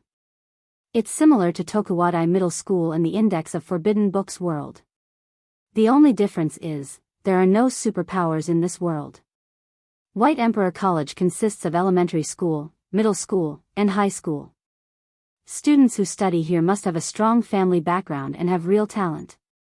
That's because the entrance exam for White Emperor College is 65 points and above. Here, 65 points is enough for a person to get into a first-rate university. 72 points is enough for them to get into Tokyo University. One could only imagine how difficult it was to study here. Therefore, the White Emperor Academy had always been a super aristocratic academy that everyone dreamed of entering. The White King Academy was very spacious. The students who were active inside would directly use the trams to travel, but usually, no one would use them. But today, this tram that had not been activated for a long time flashed with a white light. When the white light disappeared, a man and 9 women appeared in the tram. The man was holding an extremely cute little girl with a pair of wine-red eyes. The women were all swallows. Some were big, some were small, but without exception, they were all devastatingly beautiful. The group of 10 that suddenly appeared are Wu Yan, Chuju, Mikoto, Ikaros, Flanderchan, Shokuhu Misaki, Astria, Kinohada Sayai, Frenda, and Takitsubu Riku. Wu Yan already had a plan when he decided to bring the girls to the beach to relax. It's time to go back to the Whirlwind Butler. First of all, the world of the Whirlwind Butler is much safer than the world of the Forbidden Tome. There aren't as many conflicts, and I can have a good time. Second of all, Hinajuku, who has been away from home for a long time, can also go back home. For the sake of sightseeing, the world of the Whirlwind Butler was naturally the best choice. Wu Yan can only go to the world he wants. Only the Whirlwind Butler, Forbidden Book of Magic Catalog, and Heavenly Item were available. The other worlds required points to activate. Compared to the other 2 worlds, Whirlwind Butler is used for fun. It's the best world for him. If he goes to the Index of Forbidden Books, who knows if Alistair will set him up for it. The same goes for Heavenly Object. That scumbag Sky Lord had his eyes on Ikaros all the time. If he goes there, he's bound to run into a lot of trouble. Wu Yan really wanted to take care of Space Master, but he's only here to keep the girls company. So, he decided to take care of Space Master when he has the time. Looking around, when they found themselves in a tram, the girls showed a puzzled look. They don't know where they are. Hinajuku, on the other hand, smiled happily. She reached out and touched the door of the tram, her eyes full of nostalgia.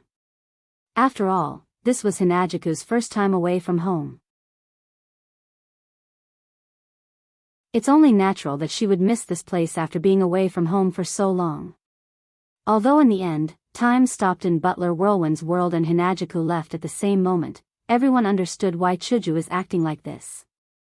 They didn't disturb Chuju and waited for her. Even Flandre-chan is the same. Everyone here is like Chuju, they left their home so they can more or less feel the same way. Even Shokuhu Misaki and the others who don't have a good impression of Academy City, it didn't take long for Chuju to come back to her senses. She smiled apologetically at everyone. I'm sorry for the wait. Let's go, I'll lead the way. While saying this, Hinajuku's face was full of metal. She raised her head and puffed out her chest, adding a bit of luster to her beautiful face. It can be seen that she was very happy to be able to return here. Opening the door of the tram, Wu Yan and Hinajuku walked in front to lead the way for the girls. Wu Yan lived in Hakuo Academy for a period of time, so he naturally knows the way around. Hinajuku, being a native of Hakuo Academy, is even more so. She led the group of beautiful girls around her as they strolled around the academy. Along the way, they saw the beautiful environment of the White Emperor College. Even Mikoto and Shokuhu Misaki, who came from Tokuwadai, were impressed. In terms of environment, the White Emperor College doesn't lose to Tokuwadai High School at all. With Wu Yen and Chuju leading the way, the girls walked around the White Emperor College. During the walk, they attracted a lot of attention from the White Emperor College's students. It's not just because of the girls' beauty, it's also because the 10 of them aren't wearing uniforms. Of course, there are students who don't wear uniforms in the White Emperor College. Yi Cheng is one of them. Plus, Chuju is the president of the White Emperor College's student council, so they didn't encounter any problems. When it comes to touring Baihuang Academy, the student council's bell tower is a must. With Hinajuku around, the group was able to reach the student council's office. Shokuhu Misaki's eyes lit up as she exclaimed that such a place was worthy of her status as a queen. Of course, she was ignored by the rest of the group. Perhaps it was because it was still class time, so the group of clowns from the student council weren't here. This made Hinajuku a little disappointed, but it was quickly replaced by the excitement of returning home. Leading the group, she walked towards the gate of Baihuang Academy. At the school gate, Hinajuku was smiling happily, because she saw a figure that was unexpected yet expected at the same time: sister. That's right, it's Chuju's biological sister, Gue Shualu. Chuju. Gue Shualu looked at Chuju in surprise. She was confused when she saw her sister's casual clothes. When Wu Yen left, time stopped in this world. Gue Shualu didn't know that her sister had been gone for a long time. Chuju always wore her uniform when she was in the White Emperor College. As the student council's president, she has to set an example. She has never walked around the White Emperor College in casual clothes. Unlike Gue Shualu, who is surprised, Hinajuku's eyes are a bit red. She followed Wu Yen around the other world and stayed in the Forbidden Tome catalog world. For Hinajuku, it's been a long time since she saw her family, so it's natural for her to feel a bit emotional. But just as Hinajuku was about to jump into her sister's arms, Gue Shualu's words froze her face. All the joy in her heart instantly evaporated into thin air.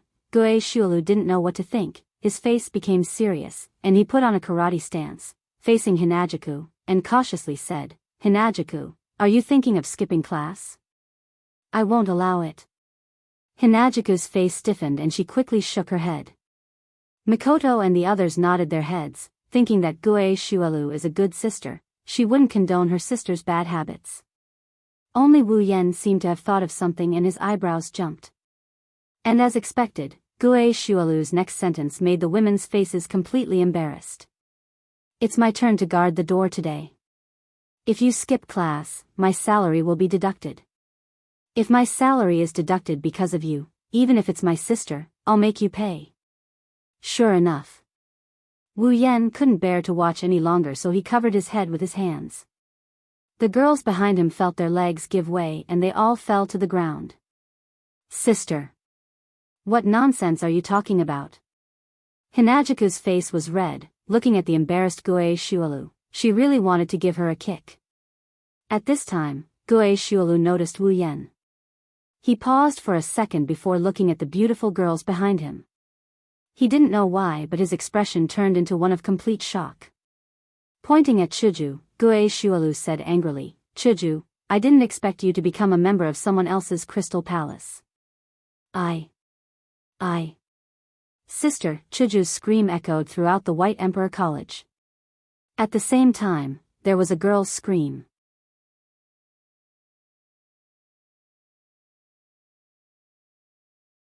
Chapter 381. Chuju took a deep breath as she stared at the door. Her hands started trembling. She wanted to push the door open, but a sense of homesickness rose in her heart. She couldn't even lift her hands. She's been standing at the door for about 15 minutes now. Wu Yen and the others stood behind Chuju. They stared at her without saying a word. It's been less than half a year since Hinajuku left the world of Butler Whirlwind. To the people of this world, it's only a blink of an eye. But Hinajuku couldn't help but act this way. After all, Hinajuku is only 16 years old. Strictly speaking, she's still a child. There are people who are younger than Chuju. Mikoto, Kinohata Sayai, and Frenda are younger than Chuju. However, the three of them grew up in Academy City. In Academy City, even young children don't have parents by their side. They were sent to Academy City from a young age to receive the development of their abilities. Independence is a necessary skill. That's why even Mikoto didn't fully understand Hinagiku's feelings, let alone Kinohita Sai and Frenda. To Kitsubu Riku was the same. Flandre-chan wasn't too mature, so she didn't really understand. As for Ikaros and Astria, they didn't know what was going on. To them, Wu Yen is their only family. Shokuhu Misaki, on the other hand, seems to understand Chuju's feelings. However, she doesn't feel the same way. She has seen the emotions of many people in Academy City. She has seen the emotions of many people in Academy City before. After a long while, Hinagiku finally adjusted her condition. She smiled apologetically at everyone. Then, she pushed open the door to her house. I'm back. Chuju used to shout this sentence several times a day. She would shout it at this time. Her voice trembled a little. However, the next moment, a beautiful woman's voice came from the living room. Hinagiku, who was about to step into the house, stopped in mid-air. Hinagiku, you're back so soon. Chuju's mother is sitting on the sofa in the living room. The TV in front of her is playing a tear-jerking soap opera. Chuju's mother is crying her eyes out. She had a handkerchief in her hand and she kept wiping her face. The handkerchief was almost soaked. Chuju saw this scene and it made Chuju laugh. Her unstable emotions calmed down. Chuju walked up to her mother and complained. Mom, your tear line is so easy to break, don't watch such tear-jerking soap operas. However, Mother Hinagiku did not agree and retorted. It's not that my tear line is easy to break, it's just that the plot is too. Before she could finish, Chuju's mother seemed to recall something sad. Tears flowed down her face. Chuju couldn't help but feel embarrassed. Wu Yen and the others looked at each other and smiled bitterly. Flandre-chan looked at Chuju's mother and tugged at Wu Yen's clothes. Big brother, is that Chuju Jiejia's mother? What a strange person, even stranger than my sister. Wu Yen laughed dryly. He silently mourned for Remilia. If Remilia knew that she had such an image in her sister's heart, she would probably smash her dignity to the ground. Hinagiku's mother turned around when she heard Flandre-chan's tender voice. When she saw Flandre-chan in Wu Yan's arms, she flinched for a moment before joy filled her. She quickly walked over to Flandre-chan and she spoke with a loving tone. What a cute little girl. What's your name? Flandre-chan looked innocently at Chuju's mother with her wine-red eyes. Flandre-chan's name is Flandre-chan. Oh, you're called Flandre-chan. Hee, how are you? Hinagiku's mom held Flandre-chan's hand and gently waved it twice, her face full of smiles. One has to say, she's a mature woman indeed. She's really good at treating children. Her behavior won Flandre-chan's favor immediately. Yen, is this little girl your little sister? Hinagiku's mom lifted her head to look at Wu Yen, but she quickly froze and exclaimed in surprise. Little Yen, how did your eyes become like that? It's nothing, Ma, don't mind this kind of thing. Wu Yen mumbled. Although Hinagiku's mom still didn't understand, she didn't think too much about it. The children naturally have their own thoughts. Hinagiku's mom still has a lot of trust in Wu Yen, who took care of her and her mother. If it wasn't for Wu Yan's insistence on being a housekeeper, Chuju's mother would have taken him in as a foster son. When she mentioned this to Wu Yen almost peed his pants. Nonsense, if he became Chuju's mother's son, wouldn't Chuju be his little sister? To Wu Yen, who wanted to woo the president, this was no less than a bolt from the blue. Naturally, he rejected it as much as he could. At this time, facing Chuju's mother again, Wu Yen felt a little guilty. He couldn't help but look away, not daring to look directly at Chuju's mother's eyes. This made Chuju's mother puzzled again. However, when Hinagiku's mother saw that Hinagiku was behaving the same way beside her, she raised her eyebrows and understood everything. It was obvious that Hinajiku was having an affair and was too embarrassed to face her. With a swish, Chuju's mother looked at Wu Yan and said with a smile, "Allah, it seems like you're hiding something from your mother." With that, Chuju's mother reached out and stopped Wu Yan and Chuju from blurting out perfunctorily. "Let me guess, what did you do?" Glancing at Wu Yan and then at Chuju, Chuju's mother smiled slyly. "Could it be that our Chuju is finally bold enough to confess to Yanjun today?" "Mom. What are you talking about?" Hinajiku's face turned red at a speed visible to the naked eye. She shouted in embarrassment and irritation. Her yellow-green eyes were filled with indignation. She's already done it with Wu Yan and it's not like she hasn't been ridiculed like this before. However, if it's her own mother, it's a different story. Also, Hinajiku's skin is thin to begin with. What's more, I'm the girl. Shouldn't I guess that the guy confesses to me first? She was also a victim. She was forced to do it. Thinking of this, Chuju's eyes became more indignant. She glared at Wu Yan, making Wu Yan smile awkwardly. Chuju's mother also chuckled. "Look at you. Even if it's not a confession, it's not far from it." Chuju's mother looked back and forth between Wu Yan and Chuju with great interest and clapped her hands. "That's not bad. Yanjun's cooking is so good. If you marry my Chuju, I'll be able to eat it often in the future." "Marry, marry, marry, marry." Chuju's face turned red as if the word marry was a great stimulus to her. Her head began to boil. Before this, Chuju had never thought about marriage. Hinajika's mother was just joking, but seeing her daughter like this, how could she not know what her daughter was thinking in her heart? This time, she seriously thought about it. Chuju seems a little young to get married. But it doesn't matter. It won't be too late in a year or two. Anyway, when I married her father, I wasn't that old. Suddenly, Chuju's mother paused. She glanced behind Wu Yan at the group of girls who had been looking at each other. Then, she smiled at Wu Yan. "Of course, the premise is that you can't be a playboy. Other than laughing, what else could he do?"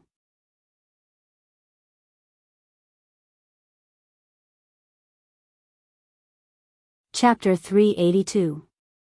The sun is golden, the beach is golden, the sky is blue, the water is blue, the water is blue, the water is blue. There is no doubt that this is the ocean. Wu Yan and Co are standing in front of a wooden mansion with a red roof and white walls. They are looking at the beach and the ocean in front of them. The warmest and most comfortable smiles on their faces are a reflection of how they are feeling right now. The ocean. The ocean. Flanderchan's eyes lit up. She threw her little handbag on the ground and cheered. Her little face was full of excitement. Her sweet and innocent voice spread among the crowd, causing the smiles on everyone's face to grow even wider. "Onie-san. It's the ocean. The ocean." Flanderchan jumped into Wu Yan's arms and pointed outside. Her red eyes were filled with intoxication. Wu Yan smiled and pinched her cheeks. "What's wrong? Is this Flanderchan's first time seeing the ocean?" Nodding her little head like she was pounding garlic, Flanderchan once again turned to look at the blue water with a happy smile on her face. Flanderchan has never seen the ocean before. "I see." Wu Yan rubbed Flanderchan's head and he looked at the ocean in the distance. "This time, we must play to our heart's content." "Uh-huh." Shokuhu Misaki stroked her hair, and the corner of her mouth rose. "The ocean. Compared to a swimming pool, it does give off a different feeling." Mikoto raised an eyebrow and looked at Shokuhu Misaki. She suddenly asked, Have you never been to the sea before?" The smile on Shokuhu Misaki's face froze. She covered her mouth with her hand and smiled, but it looked forced. "How could I not have been to the ocean?" "Oh," Mikoto dragged out the word, her teasing tone was obvious. Shokuhu Misaki could no longer maintain her smile. She was angry and was about to retort when Takitsubu Riku pulled her back and smiled apologetically. If these two were to fight, it would be a disaster. There would be no end to it. "Hey! Why are you all standing there?" Chuju poked her head out of the mansion and shouted at everyone. Go put down your luggage and change your clothes. Oh. Time to change. Astria ran into the mansion first. Everyone shook their heads and smiled bitterly. They knew Astria came here just to taste the watermelon and ice cream. All right, go change your clothes, I will go put down the luggage. Wu Yan turned around and walked towards Chuju. He handed Flandrachan to her. Chuju, I'll leave Flandrachan in your care. Hinajuku nodded and she took Flandrachan. She called out to the others before heading inside. Wu Yan spent a lot of gold coins on this trip to Silveria so that he could enjoy himself to the fullest. The villa has everything he needs, there's even a room full of swimsuits. It's an extravagant place. If it weren't for the fact that Silveria's gold coins are made of real gold, Wu Yan would have spent a lot of money by now. Of course, it was all worth it. When everyone walked into the room, they were immediately stunned by the scene in front of them. What appeared in front of them was a dazzling array of swimsuits of various styles and sizes. There were so many types that this group of little girls who had never seen such a big scene before could not help but stare with their eyes wide open. These are all swimsuits? Mikoto's jaw dropped in an exaggerated manner. Even the biggest swimsuit store in Academy City isn't as big as this, right? Where did Yen find a mansion like this? Chuju shook her head with a bitter smile. The world of Hayate the Whirlwind is filled with rich people. She has seen the private swimming pool of Sanxian Nunnery and Yicheng. The swimsuits prepared there are even more extravagant than the ones here, so she wasn't surprised. There are a lot of different types of swimsuits here, some of them are good enough to cover the entire body. However, most of them are too revealing for the girls to see. Some of them only cover the important parts of the body. The girls looked at each other and started to get suspicious. Don't tell me Wu Yan arranged this on purpose? It has to be said that Wu Yan's image in the girls' minds isn't that good. Of course, Flandrachan and Astria didn't think as much as the other girls. After cheering, they ran into the store to look for their favorite swimsuits. Shokuhu Misaki smiled and walked in as well. Anyway, there were only 10 of them in this stall. 9 of them were women, and although the remaining one was a man, which part of his body hadn't he seen before? It doesn't matter what kind of swimsuit she wears. Plus, it's not like there aren't any decent swimsuits here. Why are you thinking so much? No matter how revealing it is, it's better than being naked, right? Frenda shrugged as she giggled at the girls. The girls looked at each other and they nodded helplessly. Even if they are shy, they have to admit that in front of Wu Yan, it doesn't matter what they wear. At this moment, Astria picked up a swimsuit and placed it on top of her body. She yelled as she compared the size of the swimsuit. Hey, how about this one? No. Chuju and Mikoto objected without hesitation. Their faces turned red from embarrassment. What a joke, the one Astria is holding isn't even a swimsuit, it's more like a piece of cloth made of red thread. The pieces of cloth are about the size of their thumbs. Can they even wear something like that? Is that so? Astria shook her head and put the swimsuit back down with a hint of regret. I thought it was pretty good. At this moment, the other girls also started to disperse and look for suitable swimsuits. Kinohata Sai, who was about to step forward, suddenly thought of something and turned to Takitsubu Riku and said. Takitsubu, super wait for a while before you change. Stay here and super watch, I don't want that super pervert to come in. That won't happen. Takitsubu Riku smiled sheepishly. However, her tone is indescribably weak. Obviously, even she feels that there's a high chance that Wu Yan will barge in.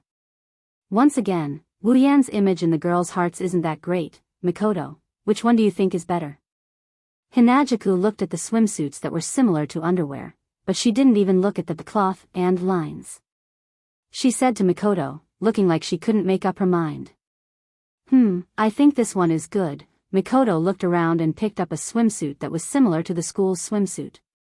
There's a lot of places that can be covered. But as soon as she said that, Mikoto was stunned. Her brown eyes suddenly flashed with starlight as she stared at a swimsuit, unable to look away. Hinagiku suspiciously turned her head to look. She was stunned for a moment, then she smiled helplessly. That's because the swimsuit that Mikoto is looking at has a tight-fitting top and a pleated skirt. There are some white dots in the brown. How should I put it? It's pretty cute. Hinagiku looked at the tea-colored bra and said meaningfully, "It suits you, Mikoto." Ah. Mikoto jumped like a startled deer, and her face turned red. What are you talking about? I won't wear a kid's swimsuit. Yes, that's right. Seeing the smile on Hinagiku's face, Mikoto's voice became weaker and weaker. She lowered her head, blushed, and couldn't speak. Hinagiku couldn't help but laugh. Wear it if you like it. I think Yen will like it too. Who wants him to like it? Even though she said that, Mikoto's eyes were already looking at the swimsuit. Chuju felt helpless. She picked up the swimsuit and shoved it into Mikoto's arms before pushing her into the changing room. Wait.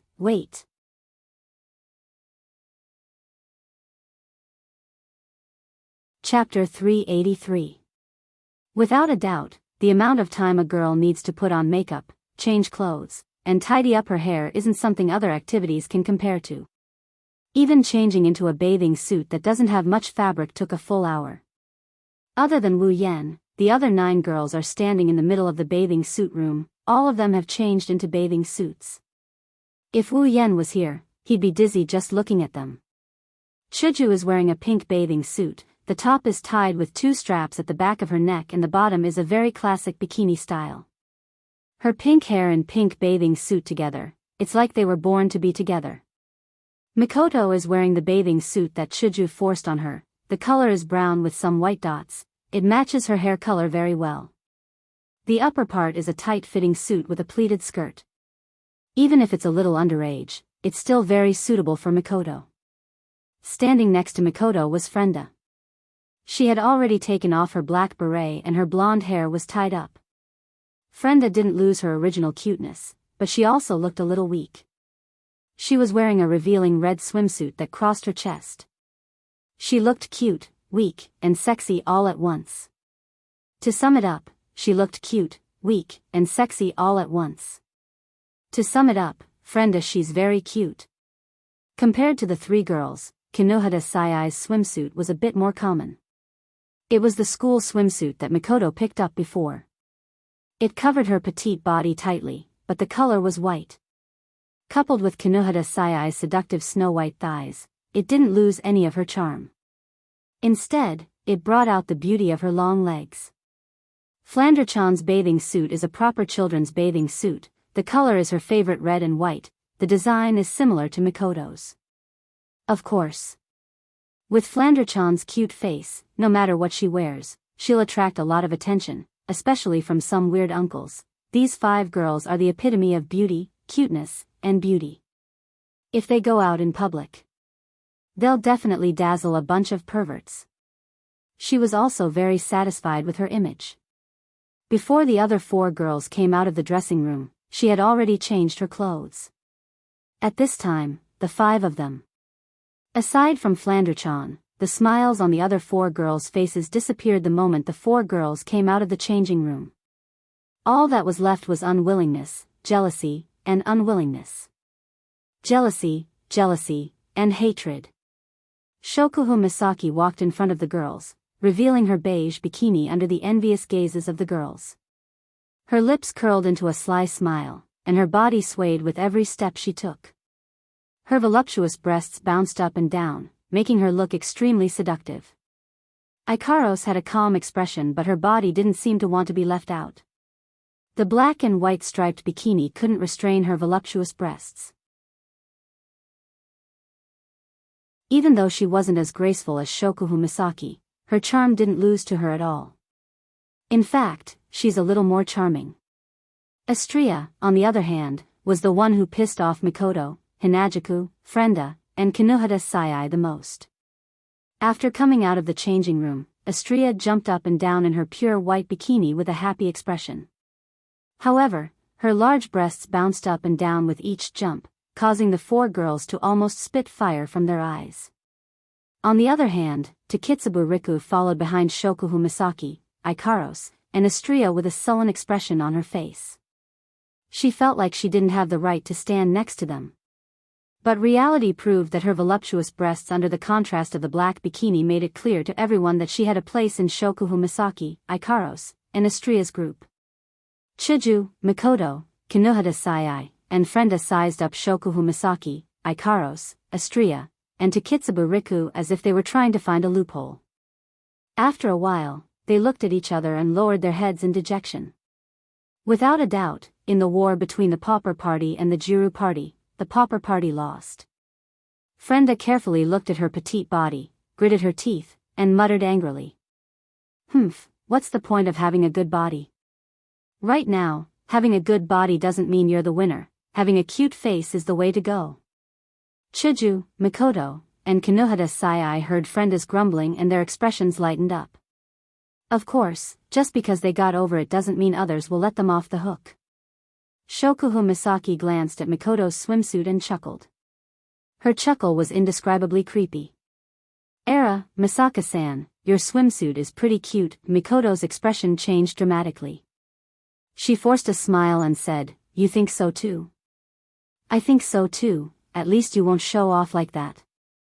She's mocking Shokuhu Misaki for showing off. Showing off isn't a bad thing. Shokuhu Misaki smiled and yawned. She stretched her body and pushed her voluptuous breasts up. She almost broke the straps of her swimsuit. Even if you want to show off, you need to have what it takes to do so. Shokuhu Misaki looked at Mikoto's body and said meaningfully. Of course, Misaka-san, if you want to show off, you'll have to wait a few years, no, maybe a decade. Beep. A bolt of lightning flashed across Mikoto's forehead, illuminating her embarrassed and angry face. She glared at Shokuhu Misaki with rage.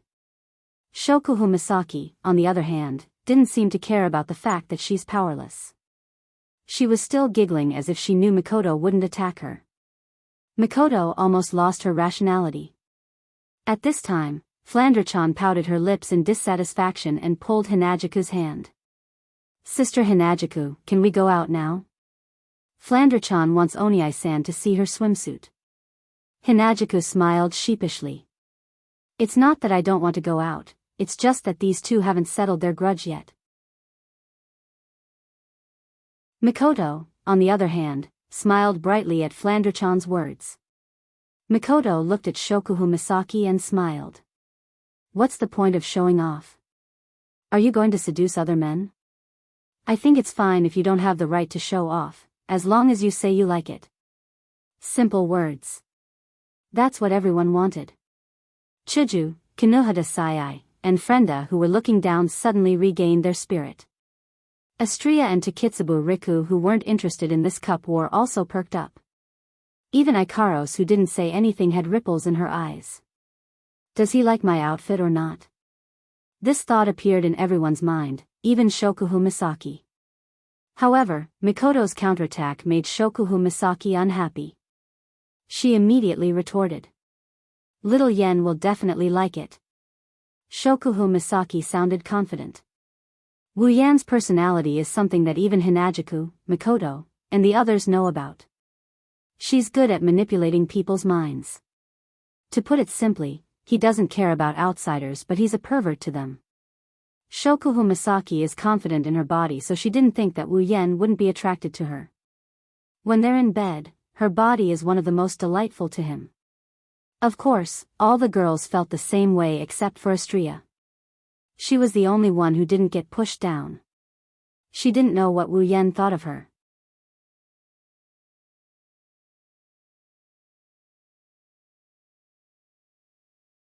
Chapter 384. Beside the Azure Sea, on the Golden Beach, several huge parasols had appeared out of nowhere. Under the huge parasols, there were 10 long reclining chairs. Several small round tables were placed between these reclining chairs, on which there were various iced drinks and desserts. In the hot weather, one couldn't help but feel a chill in one's heart when looking at it. Under one of the umbrellas, Wu Yan is wearing a pair of shorts. He's wearing a pair of sunglasses and he's leisurely sipping from a bottle of drink.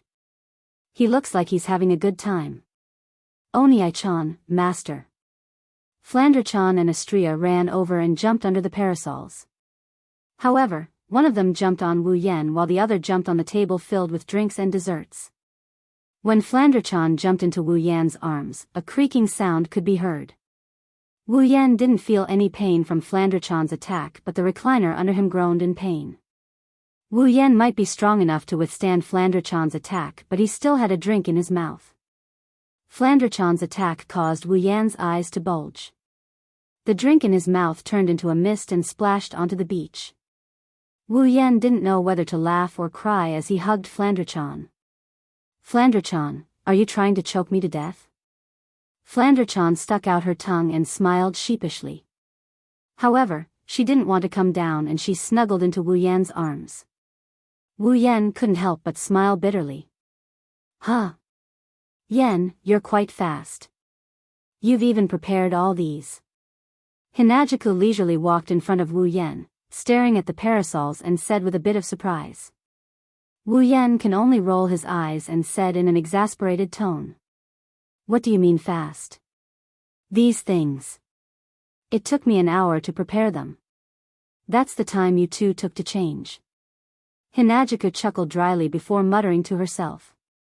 What are you talking about? Girls change clothes. It takes some time anyway. Unlike you. Then. Chuju glanced at Wu Yan. He's naked except for a pair of shorts.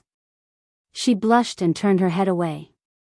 Even though the two of them have been naked for quite some time now. Big brother, look at this swimsuit I'm wearing. Isn't it beautiful? Flander-chan lifted her head from Wu Yan's arms. She tried her best to raise her body so that Wu Yan could see her. She looked at Wu Yan with anticipation. Not bad. It's cute. Smiling at Flander-chan, Wu Yan nodded in approval. Flander-chan couldn't help but giggle in delight. At this time, Wu Yan noticed that the girls had all come out of the villa. They followed behind Chuju and appeared in front of Wu Yan. Their swimsuits of different sizes stunned Wu Yan. He couldn't help but feel a little dizzy. Wu Yan's reaction was seen by the girls. Seeing Wu Yan in a daze, the girls smiled. They were very excited. After all, they were just discussing whether Wu Yan liked them or not. Wu Yan's reaction was enough to explain everything. Shokuhu Misaki came out of the crowd and came in front of Wu Yan. She grabbed his arm and pressed her breasts against Wu Yan's arm. Wu Yan couldn't take it anymore. Little Yan, do you like my swimsuit? Shokuhu Misaki smiled sweetly at Wu Yan. At the same time, she didn't stop. She continued to rub against Wu Yan's arm. Wu Yan knew Shokuhu Misaki's personality very well. He could guess why she suddenly used her seduction ability. She must be trying to steal Mikoto's attention again. Wu Yan glanced at Mikoto's pale face. He was even more certain of his guess. He became vigilant. He didn't want to say the wrong thing and cause a fire in his backyard. Not bad, it looks good. Wu Yan chuckled. He didn't mention whether he liked it or not. Mikoto relaxed a bit, but Shokuhu Misaki was also displeased by his response. Shokuhu Misaki touched her face. She looked like she was about to cry. Did I really become old? Little Yan, you don't like me anymore? Wu Yan raised an eyebrow and the corner of his mouth started twitching. He wanted to flip the table. Shokuhu Misaki might have become old, but she must have lost her integrity. He rubbed his forehead and he didn't say anything else. Shokuhu Misaki got bored and her tearful expression disappeared. She clicked her tongue and she turned her head away in frustration. She saw Mikoto gloating at her misfortune. She's saying, "See? You only know how to show off." Shokuhu Misaki's expression froze up. She bit her lip and looked at Wu Yan. Her starry eyes turned around and after her first plan failed, she came up with another. She grinned. She pulled out a bottle of sunscreen from somewhere and held it in her hand. She looked at Wu Yan with hope in her eyes. Little Yen, help me put on the sunscreen. When the words use sunscreen came out of her mouth, Wu Yan's emotionless face rippled and his heart rippled as well. How could Wu Yan not know what it means to put on sunscreen? It means that his chance to take advantage of her has arrived. The other girls were shocked as well. They didn't expect Shokuhu Misaki to have such a trick up her sleeves. Wu Yan's eyes were filled with a sinister glint. Wu Yan looked at Shokuhu Misaki with surprise. Wu Yan knew that something must have happened between these girls, otherwise, they wouldn't be fighting in the dark like this. Wu Yan told himself that he must not get involved in this. His past experiences have proven that if he gets involved, the one who will suffer in the end will be him. When he heard that Shokuhu Misaki wanted him to help her apply sunscreen, he tossed his guard aside. He took the sunscreen from her and he pretended to sigh. I really don't know what to do with you. The girls were furious. They cursed Wu Yan for being a pervert. How could he be seduced so easily? Shokuhu Misaki gave Mikoto a provocative look. Mikoto gritted her teeth in anger. She stood up and pointed at Wu Yan while shouting loudly. Me too. Help me put on the sunscreen too. Mikoto ignored Wu Yan and she looked at Shokuhu Misaki. Shokuhu Misaki didn't back down and she glared back at Mikoto. Their gazes collided with each other and it felt like a storm of blood was about to erupt. As for Wu Yan, looking at the two beauties going at each other like this, he had a timid look on his face but inside, he's laughing like a flower. He finally realized that a fire in the backyard doesn't necessarily mean it's a fire that's burning the eyebrows, it could also bring about a lot of benefits. In any case, in the end, he would be the one who would gain the most advantage from the fight between the two women. Behind Mikoto, Hinajuku and the other girls looked at each other. They didn't know what to do. They knew that Wu Yan is going to be the final winner. Thus, Hinajuku picked up Flandre-chan. Hey, Flan, big sister will take you swimming, okay? Flandre-chan's eyes lit up. She clapped her hands and cheered. Okay. Flan wants to swim. Kinohata Sai and Frenda looked at each other and said at the same time. We want to go too. The four beauties left just like that. Astria only had food in her eyes. Only Ikaros and Takitsubu Riku were left. After some hesitation, Ikaro stood up and lowered her head shyly. Ma master, I want to. Me too. Takitsubu Riku raised her hand meekly to show that she was willing to be taken advantage of. Wu Yan looked at Mikoto, Shokuhu Misaki, Ikaros, and Takitsubu Riku. He smiled wickedly. Since you guys came to me willingly, don't blame me for being rude.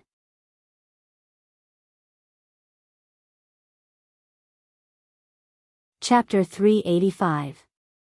Not far away from the beach, Chuju, Flandre-chan, Kinohata Sai, and Frenda were happily playing in the water. They seemed to have forgotten about the conflict in the mansion. Astria was still eating and drinking under a parasol.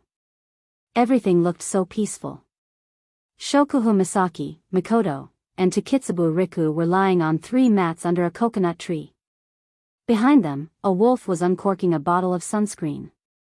Its claws were rubbing against each other, it looked like it was ready to pounce.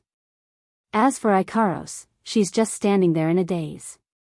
Her indigo eyes stared at Wu Yan with a pitiful expression. Since there are only 3 mats, Ikaros was excluded from the list and temporarily escaped from Wu Yan's clutches. However, she doesn't seem to be too happy about it. Shokuhu Misaki glanced sideways at Mikoto, and Mikoto did the same thing.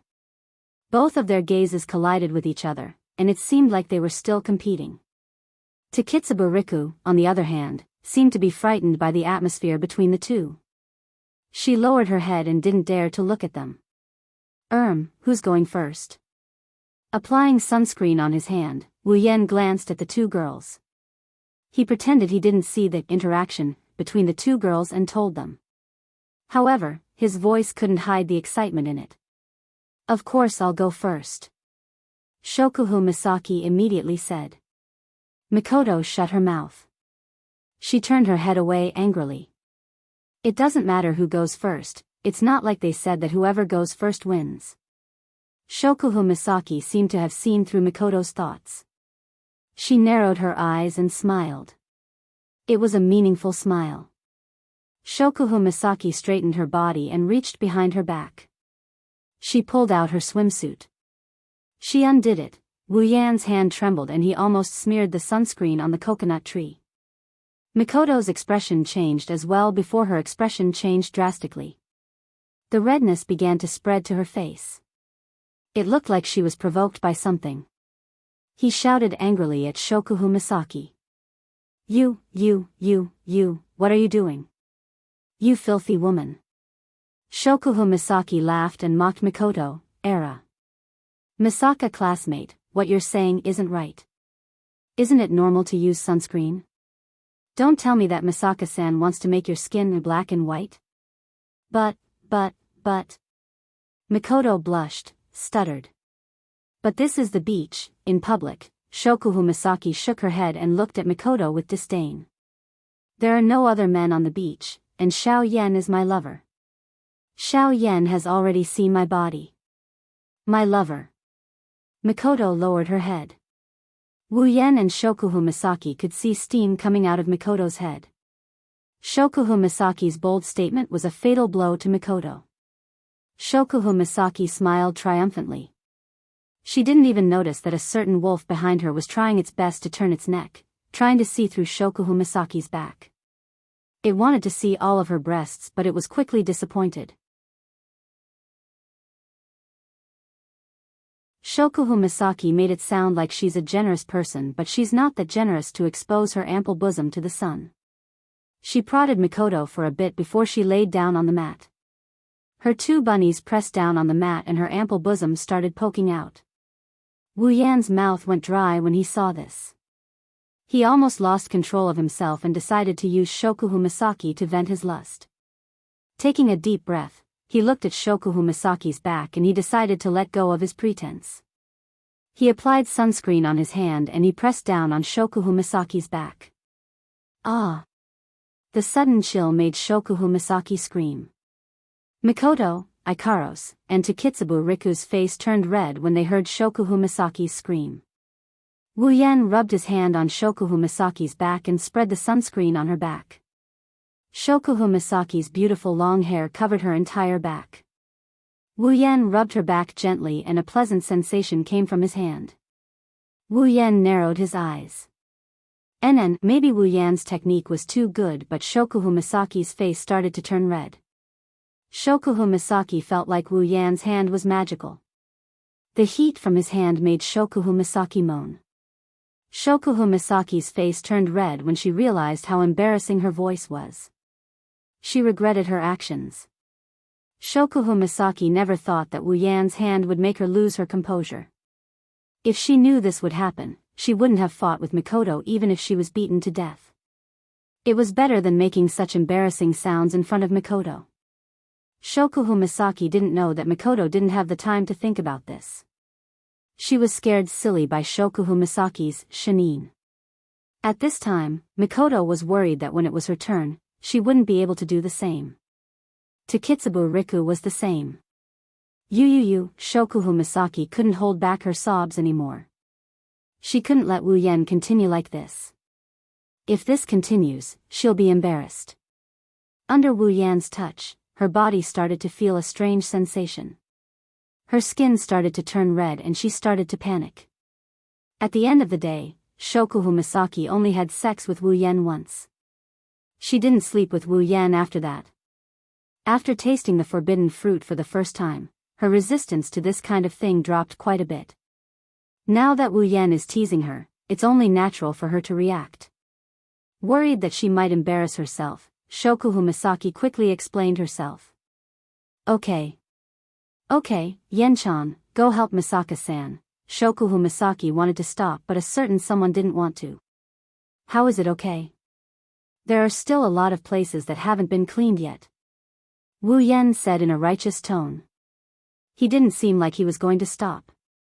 Shokuhu Misaki was stunned. She realized that in the end, this wolf is going to be the one who will win. Before Shokuhu Misaki could react, an indescribable sense of pleasure surged through her body. Shokuhu Misaki couldn't hold her breath, so a seductive moan escaped her lips. Shokuhu Misaki finally panicked. Shokuhu Misaki's bikini covered lower half of her body. A hand had already reached in and grabbed her buttocks and started to rub them hard.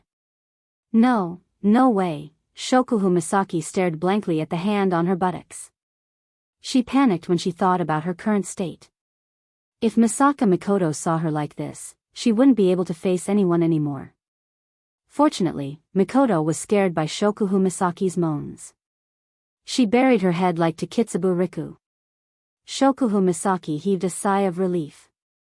The smart Shokuhu Misaki knew that she couldn't back down now. She could either surrender and beg Wu Yen in front of Mikoto for mercy. However, she would rather die than make this choice. Rather than begging Wu Yen for mercy in front of Misaka Mikoto, he might as well continue to shinin. At least he can use the excuse of being too comfortable to refuse. However, if he begs for mercy, he will be laughed at by Misaka Mikoto for the rest of his life.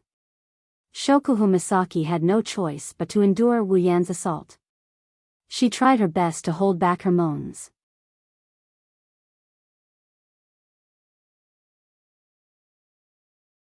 Chapter 386. Big Sister. Quick.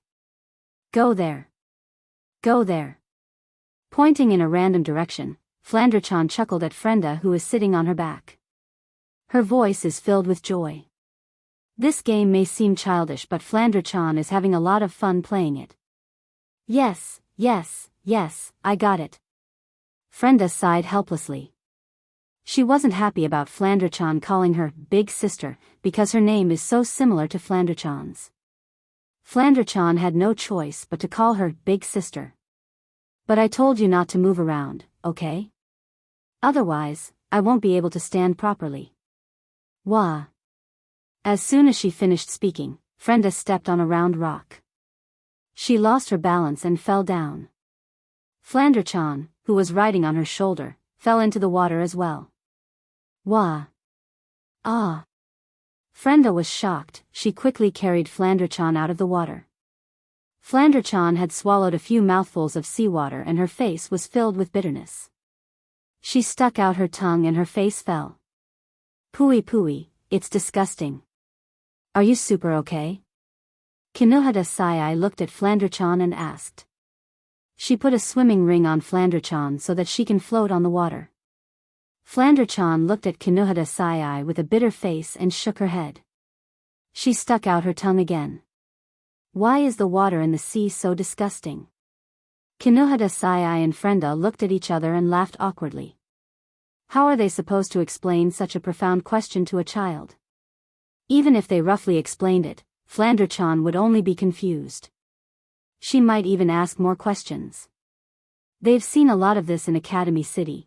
Chuju swam over from afar and kicked the water with her little legs. She looks like she's having a lot of fun. But if you look closely, you'll notice that Chuju's yellow-green eyes are constantly looking at the beach. Seriously, why are they taking so long?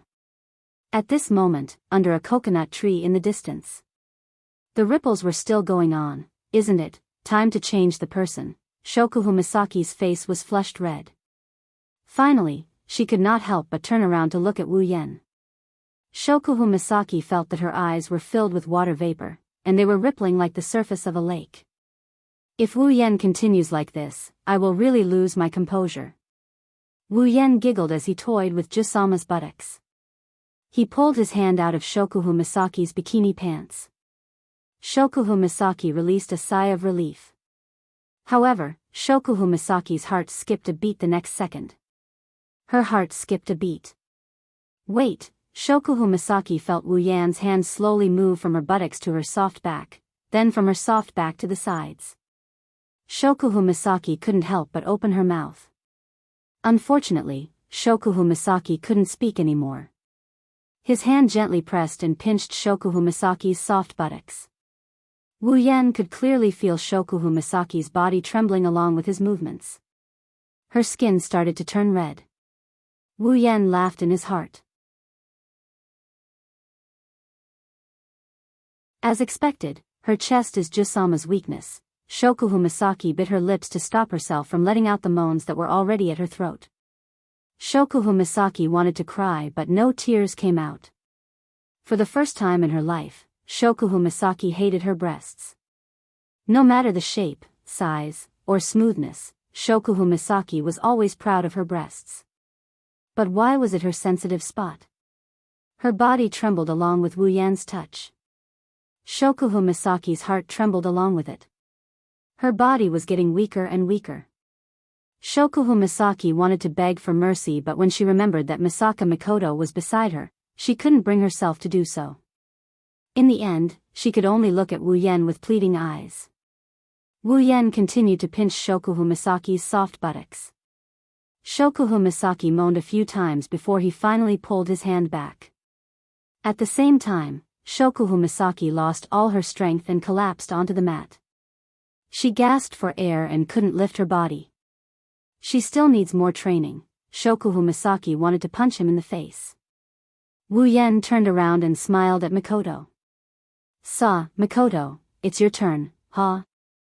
Mikoto raised her head and saw Shokuhu Misaki's blushing face. Recalling Shokuhu Misaki's shinin, Mikoto's face turned even redder. I think I should ask Chuju to help me, Mikoto giggled. She couldn't help but avert her gaze. When she thought about how she will end up like Shokuhu Misaki, her heart started pounding. She hurriedly said that and she stood up. Suddenly, Shokuhu Misaki, who was still gasping for air, got up from the mat. She didn't care that her boobs were exposed to Wu Yan as she pounced on Mikoto. She hugged Mikoto's waist and pressed Mikoto back down on the mat. You! What are you doing? Mikoto was shocked when she saw Shokuhu Misaki hugging her waist and refusing to let her get up.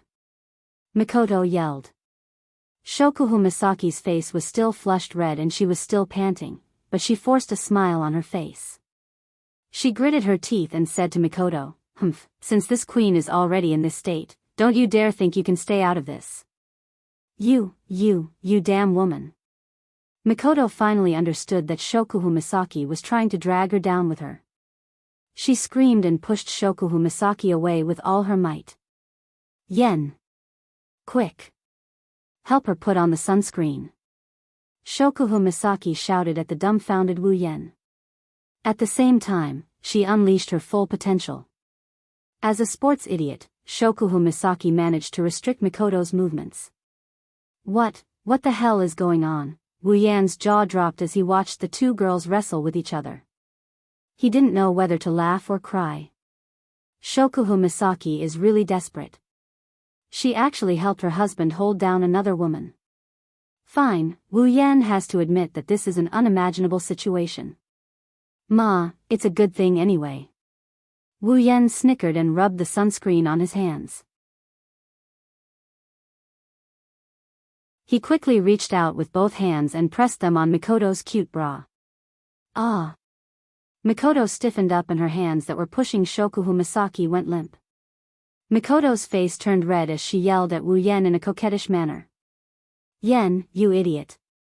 Ugh! Before Mikoto could finish her words, a pair of large hands covered in sunscreen slid under her bra and into her chest. Grabbing her two little white bunnies, he began to gently knead them. Mikoto's brown eyes glazed over. She lost all her strength and collapsed on the mat, allowing Wu Yan to do whatever he wants to her. Shokuhu Misaki's eyes flashed with pride and she followed suit. That's because one of Wu Yan's hands came out of Mikoto's bra and grabbed one of her breasts. Grabbing a pair of big and small boobs, he pinched them while squinting his eyes. He turned to look at Takitsubu Riki, who was petrified, and sighed in his heart. Hands, why don't you have two more? Wu Yan chuckled as he removed his hands from Mikoto's breasts and placed them on the trembling Takitsubu Riku. He gently undid the straps on her swimsuit.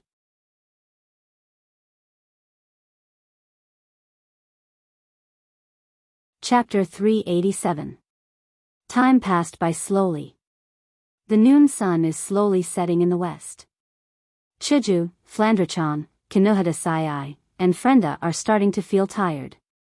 They originally wanted to wait for Wu Yan and the others to come down and play together, but they gave up on the idea and headed back to the beach.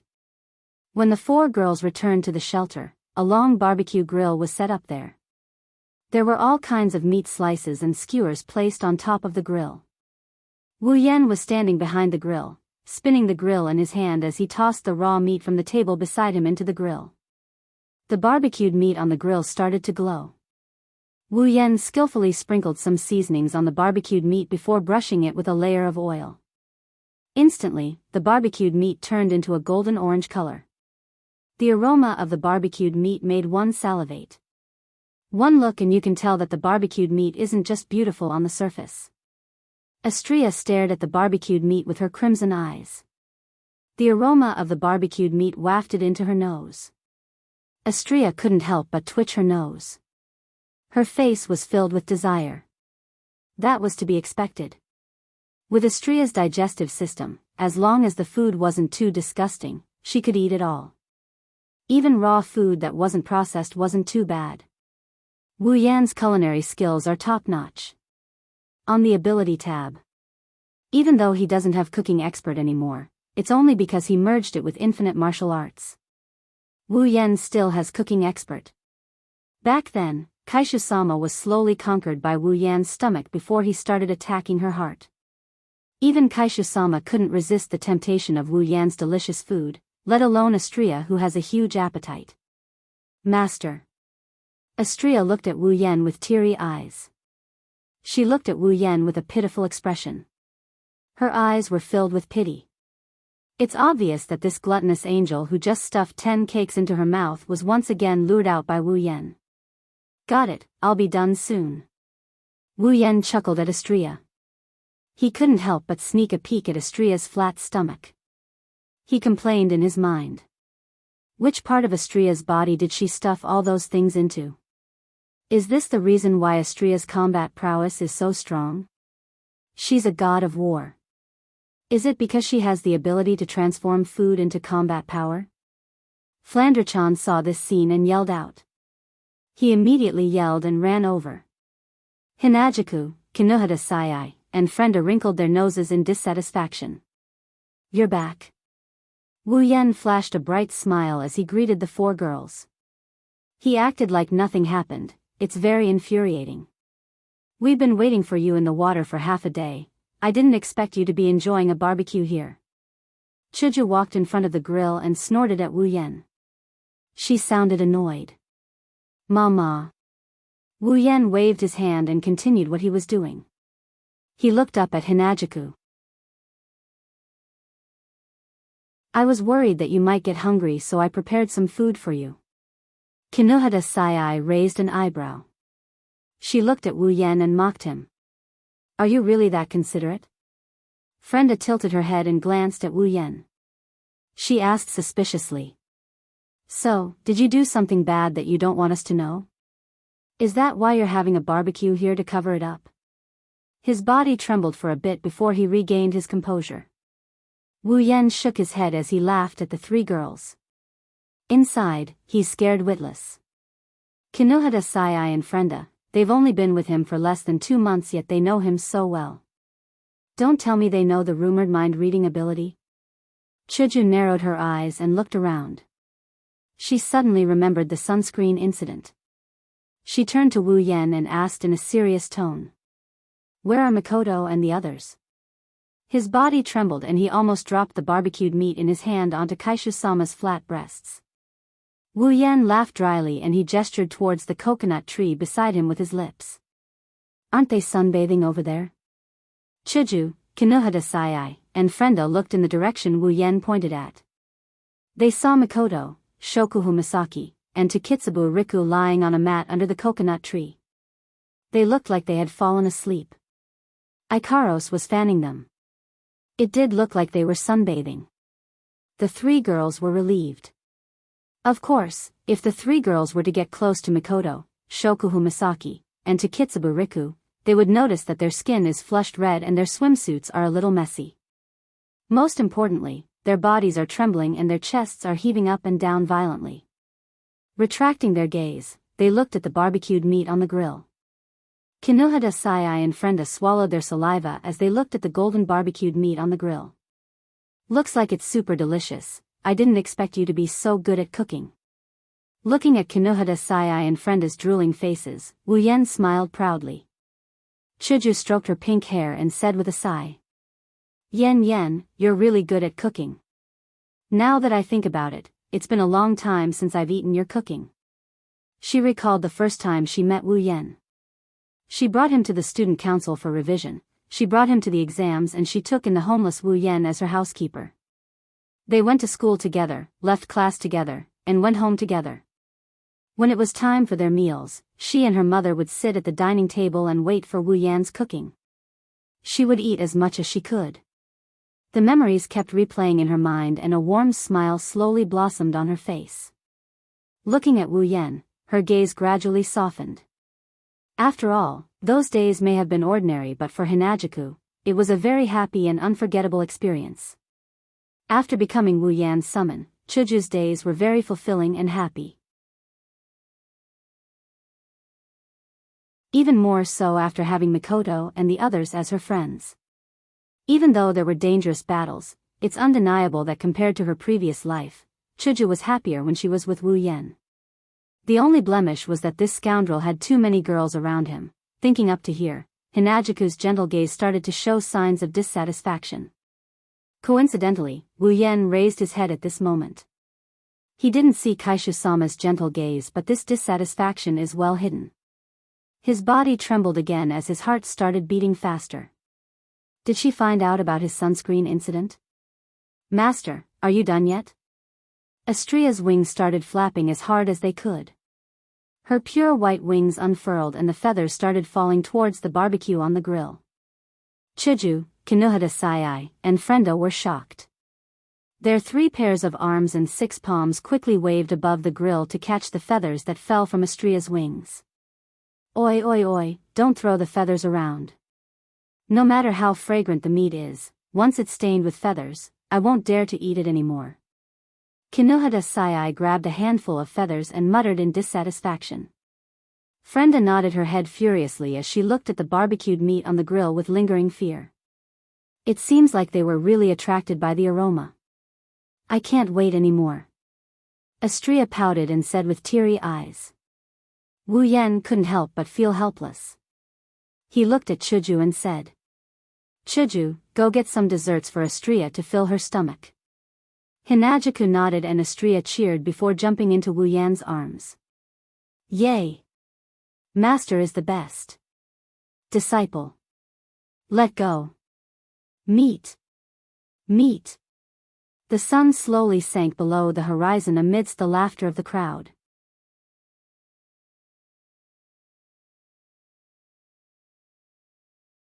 Chapter 388. Happy times always pass by quickly. Amidst the laughter of the group of 10, the curtain of night was about to fall in the blink of an eye.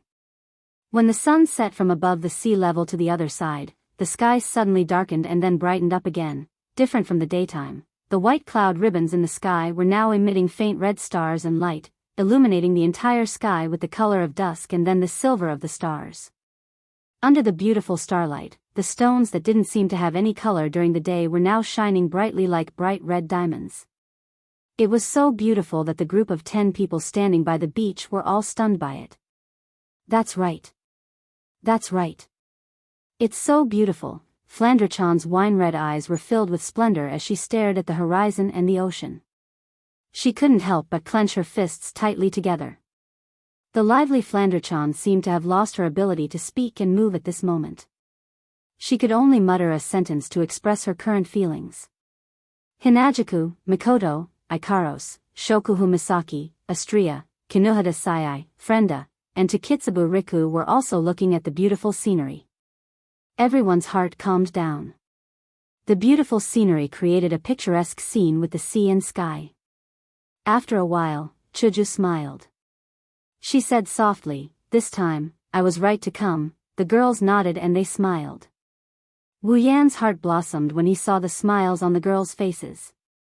He put on the most comfortable smile and the 9 girls looked at him in a daze. Nana, Oniai-chan. Flanderchan tugged on Wu Yan's hand. She stared at Wu Yan's face with her ruby-like eyes. She looked at him with a hopeful expression. Next time, bring Flanderchan and the other sisters to the beach, okay? Chuju, Mikoto, and the other girls turned to look at Wu Yan. Their eyes were filled with hope. Just like Flanderchan. They were all hopeful. It seems like they are also hopeful. They can go on a beach trip like this again, Wu Yan smiled. He squatted down and picked up Flanderchan. He looked at the girls and said in a half-joking, half-serious tone. So, did you girls have fun today? Hinagika laughed, Mikoto laughed, the girls all laughed. They all looked at each other before turning to Wu Yan and said in unison. Of course. Wu Yan laughed out loud and he hugged Flanderchan even tighter. Alright then, let's do it again next time. Yay, the girls cheered. As night fell, the 10 of them returned to the villa. They laid out the barbecued meat that Wu Yan just finished roasting in the living room along with the desserts, snacks, and drinks that they prepared beforehand. The 10 of them formed a circle as they laughed and joked around while destroying the food in front of them. Each of them had a wide grin on their faces. Of course, they weren't always harmonious. For example, Mikoto and Shokuhu Misaki were eternal rivals. They would quarrel every now and then and they would turn their fire on Wu Yan. Wu Yan was under a lot of pressure. Flanderchan, on the other hand, got together with Astria. Flanderchan looked like a child less than 10 years old while Flanderchan looked like a young lady in her prime. However, both of them had the same naivety and intelligence. Therefore, it was a perfect fit for both of them to be together. Of course, that's if Astria doesn't teach Flanderchan how to eat. Kinohada Sayai, Frenda, and Takitsubu Riku have been in the same organization ever since they were in Academy City. That's why their relationship is so good. No matter where they go, they get along very well. After that, they got together with Shokuhu Misaki in Silveria World Institute. That's why they're not as unfamiliar with each other as they were in the beginning. On the other hand, Hinajiku and Ikaros are actually able to chat and laugh together. This really surprised him. But it's not that strange. Hinajiku may be at Sundra but she still has an unconcealable gentleness in her bones. Ikaros is the same, she's as gentle as water towards the people she cares about. In a way, they are similar in some ways. In fact, strictly speaking, the 9 girls present more or less had some similarities. Even though their personalities were quite different, they were all the same. They wouldn't hesitate to do stupid things for the people they cared about. Perhaps this was the reason why the girls were willing to come together despite the constant friction on the surface. Before the party ended, Shokuhu Misaki frowned. She tugged at her swimsuit and turned to Wu Yan. Yen, where's the bathroom? My body feels sticky after soaking in the seawater, it's a little uncomfortable. Hearing Shokuhu Misaki's words, the girls quieted down and started to frown.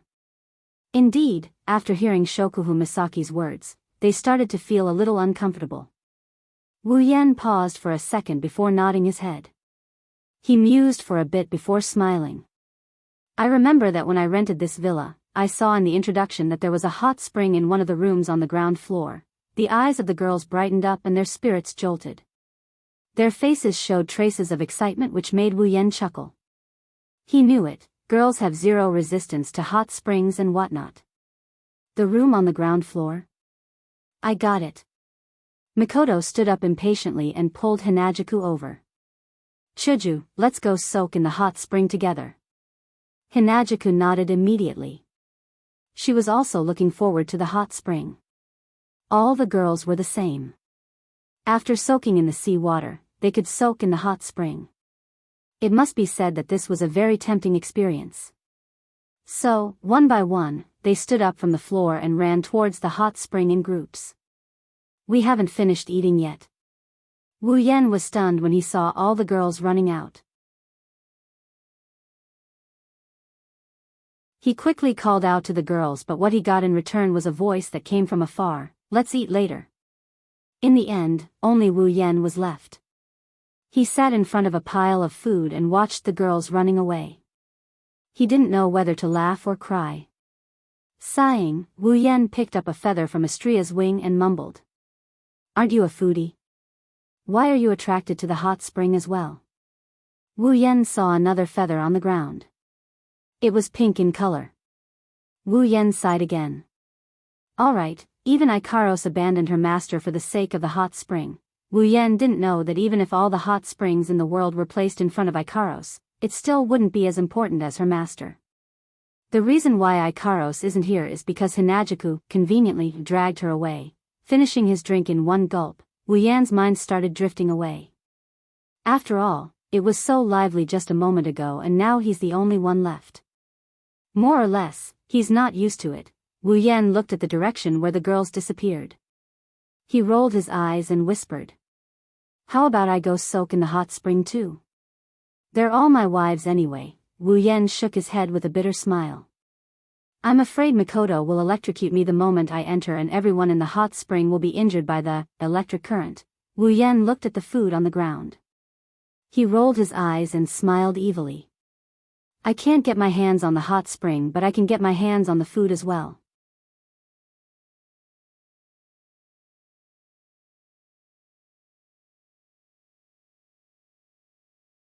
Chapter 389.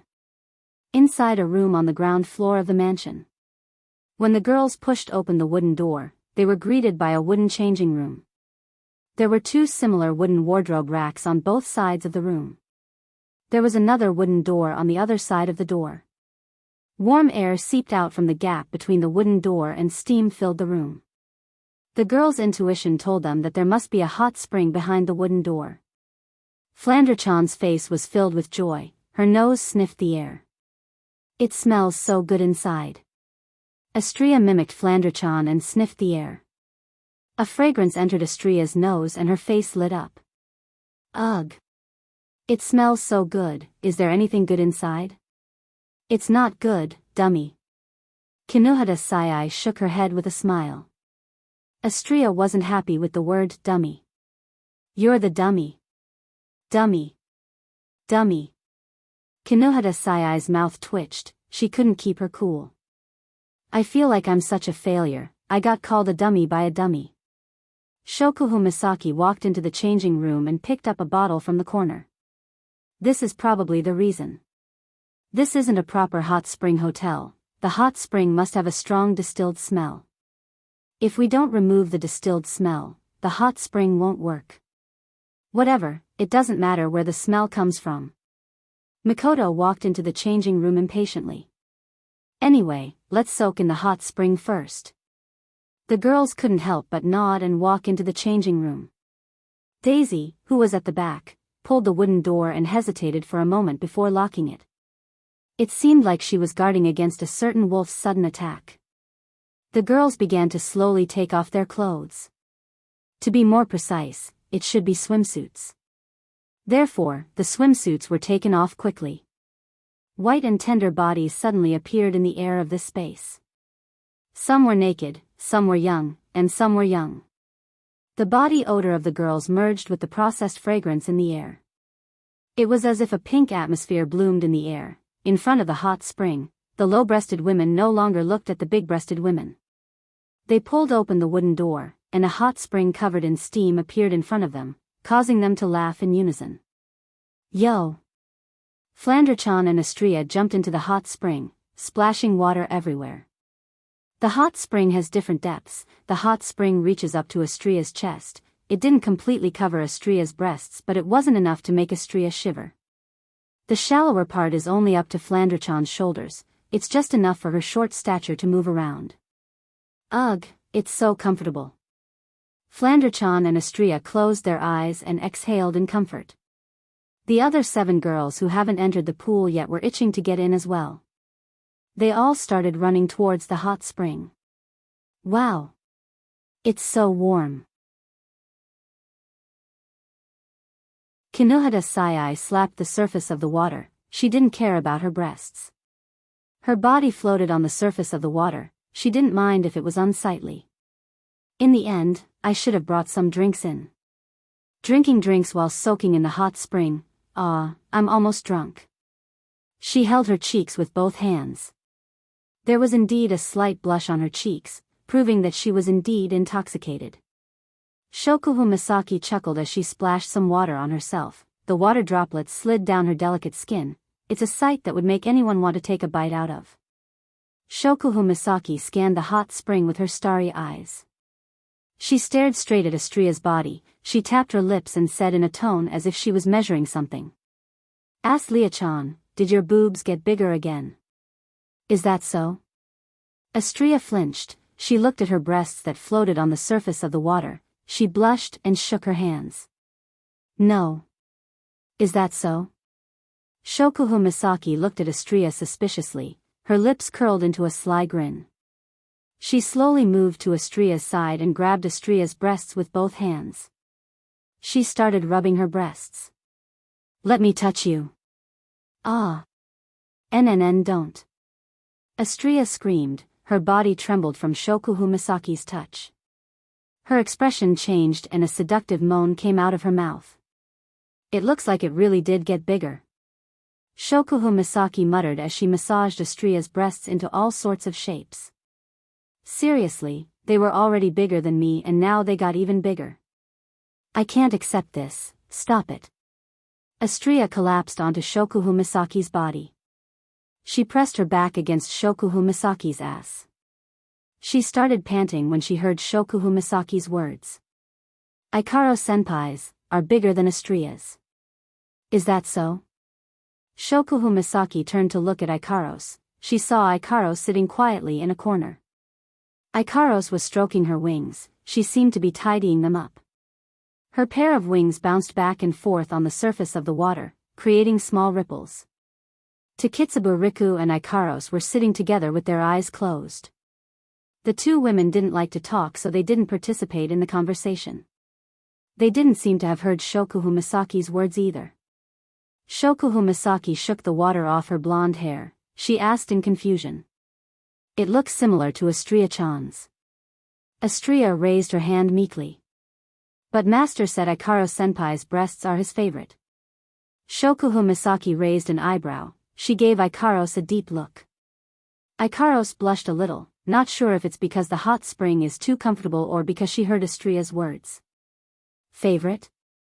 Shokuhu Misaki narrowed her eyes. She looked at Ikaros' breasts for a second, then at her own breasts. She lowered her head. Shokuhu Misaki humphed and said unwillingly.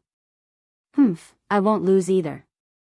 That bastard doesn't care what size they are, as long as it's a girl, he'll like them." Admittedly, even if mind control doesn't work on Wu Yan, Jusama has a pretty good grasp of Wu Yan's intentions. In the other corner, Hinajaku and Mikoto looked at each other. They'd been watching Shokuhu Misaki's actions from start to finish. They turned their heads and looked at each other. Then, they faced the wall and started drawing circles with their hands. "Gosh, gosh, gosh. Chuju ne-san, Mikoto ne-san, what's wrong?" Flandre-chan flapped her crystal pendant wings and came in front of Chuju and Mikoto. She looked at their back and asked in confusion. Hearing this, Hinajaku and Mikoto turned around and looked at Flandre-chan. Their eyes couldn't help but move to Flandre-chan's chest, and their expressions became much better. "Have we fallen to the point of comparing ourselves to a child?" Chuju and Mikoto cried for a while before forcing a smile. "And nothing." "Oh." Flandre-chan didn't suspect anything and started playing with the water again. Chuju and Mikoto were envious of Flandre-chan's happy face. "It's great to be a child, you don't have to worry about anything." Not far away, Kinohada Sai and Frenda sighed when they saw the change in Chuju and Mikoto's expression. "So, flat breasts are also a rare resource, why don't they understand?"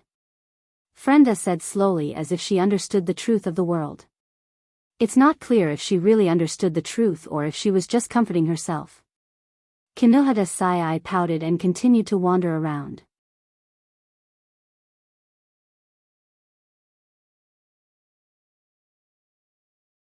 Chapter 390. Phew, this is so comfortable. A group of girls slowly walked out of the hot spring room, each holding a towel and wiping their bodies. The clothes they were wearing were no longer bathing suits with very little fabric, but bathrobes that they found inside.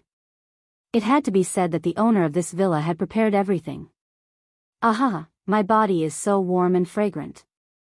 Flanderchan skipped in front of the girls and ran towards the living room. Let Oniai-chan smell you.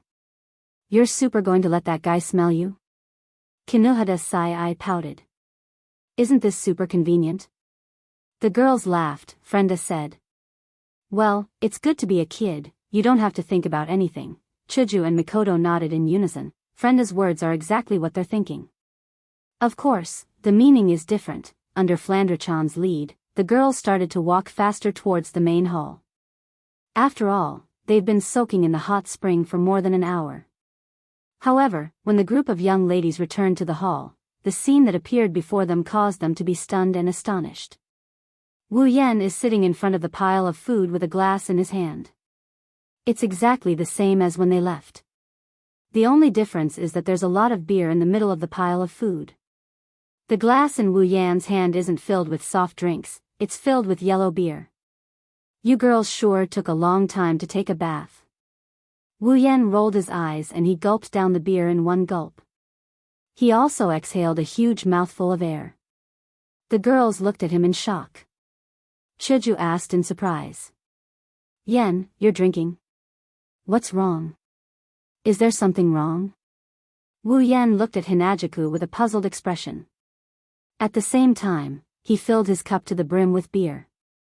His actions looked so natural that the girls exchanged glances with each other. Mikoto walked up to Wu Yan and sat down. She grabbed a bottle of beer and frowned. Why do you suddenly want to drink? The other girls also looked at Wu Yan with the same doubt in their eyes. That's to be expected. Even Hinajiku, the oldest of them all, has never seen Wu Yan drink, so it's normal for her to have this kind of doubt. Wu Yan didn't think much of it. He sipped his wine and continued. I don't have any particular reason, I just suddenly felt like drinking. Wu Yan looked at the girls and said, you don't have to be so surprised, I'm in my 20s, there's nothing strange about drinking. But, I've never seen you drink before. Chuju said. She stared at Wu Yan's carefree drinking. Her yellow-green eyes were filled with worry. Yan, you haven't been drinking since we left, have you? Wu Yan laughed. I'm not that tough, I might be an adult but I don't drink often, I can't hold my liquor that much. The girls released a sigh of relief, but Wu Yan's next sentence made them choke on their breaths. Well, you girls soaked for more than an hour, I only drank for an hour. An hour?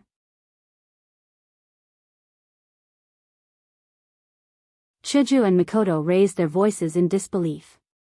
Hey. You really drank for an hour. Kinuhada Sai's jaw dropped. Beer's alcohol content isn't that high and there are plenty of people who can drink for an hour without stopping. But at the end of the day, out of the 9 girls here, at least 5 are underage. That's excluding Flanderchan, Ikaros, and Astria. There's also Shokuhu Misaki. Her age will always be a mystery, at least no one would believe she's a middle school student, since they have never had a drink before. Of course they wouldn't know the extent of drinking beer for an hour straight. It's just that Wu Yan has never had a drink before. Now that he's drinking for so long, it's quite a surprise to them. You girls are exaggerating. Wu Yan couldn't help but laugh at the girls' shocked expressions. It's just beer, it's not something with high alcohol content. Even if I drink for an hour, I won't get drunk. It's not like I can say that. Drinking is bad for the body, it's not good to drink too much. Chuju said hesitantly. Wu Yan chuckled at Chuju's words. Well, it's fine to do it once in a while, right? The girls went silent for a while before they reluctantly accepted it. Wu Yan narrowed his eyes and raised the glass in his hand, finally revealing a hint of his wolf's ambition. Do you girls want some as well? The girls flinched. Shokuhu Misaki suddenly smiled and stared at Wu Yan. Her eyes seemed to be able to see through a person's heart. Shokuhu Misaki giggled at Wu Yan. I say, Yan, are you planning to get us drunk? That's why you brought out so much beer, right? The other girls flinched again. When they regained their senses, they glared at Wu Yan. It's clear that they believed Shokuhu Masaki's words 100%. Because, with the Wu Yan they know, he's definitely capable of doing such a thing. Ignoring those piercing gazes, Wu Yan admitted to it in a straightforward and honest manner. That's right. I want to get you all drunk. The girls were stunned. Even if Shokuhu Masaki said what Wu Yan was thinking, they didn't expect Wu Yan to admit it so easily. Wu Yan smiled. He knew from the start that he couldn't hide it from these smart girls, so he didn't plan to hide it. Wu Yan picked up a bottle of beer and said to the girls with a smirk. His tone was disdainful, as if he didn't care about anything. Do you all dare to drink? The girls were angered. Wu Yan's disdainful tone successfully made the girls who had made up their minds not to let Wu Yan have his way. Now, they were angered by Wu Yan. It's just super beer. I, Kinohada Sai, am a member of the Super Dark Department. I'm not afraid of death. Why would I be afraid of a bottle of beer? Kinohada Sai immediately stood up, narrowed her eyes and stared at Wu Yan. She grabbed a bottle of beer and poured it. Mikoto and Chuju were the same as Kinohada Sai. These two girls are the ones who can't stand being provoked the most.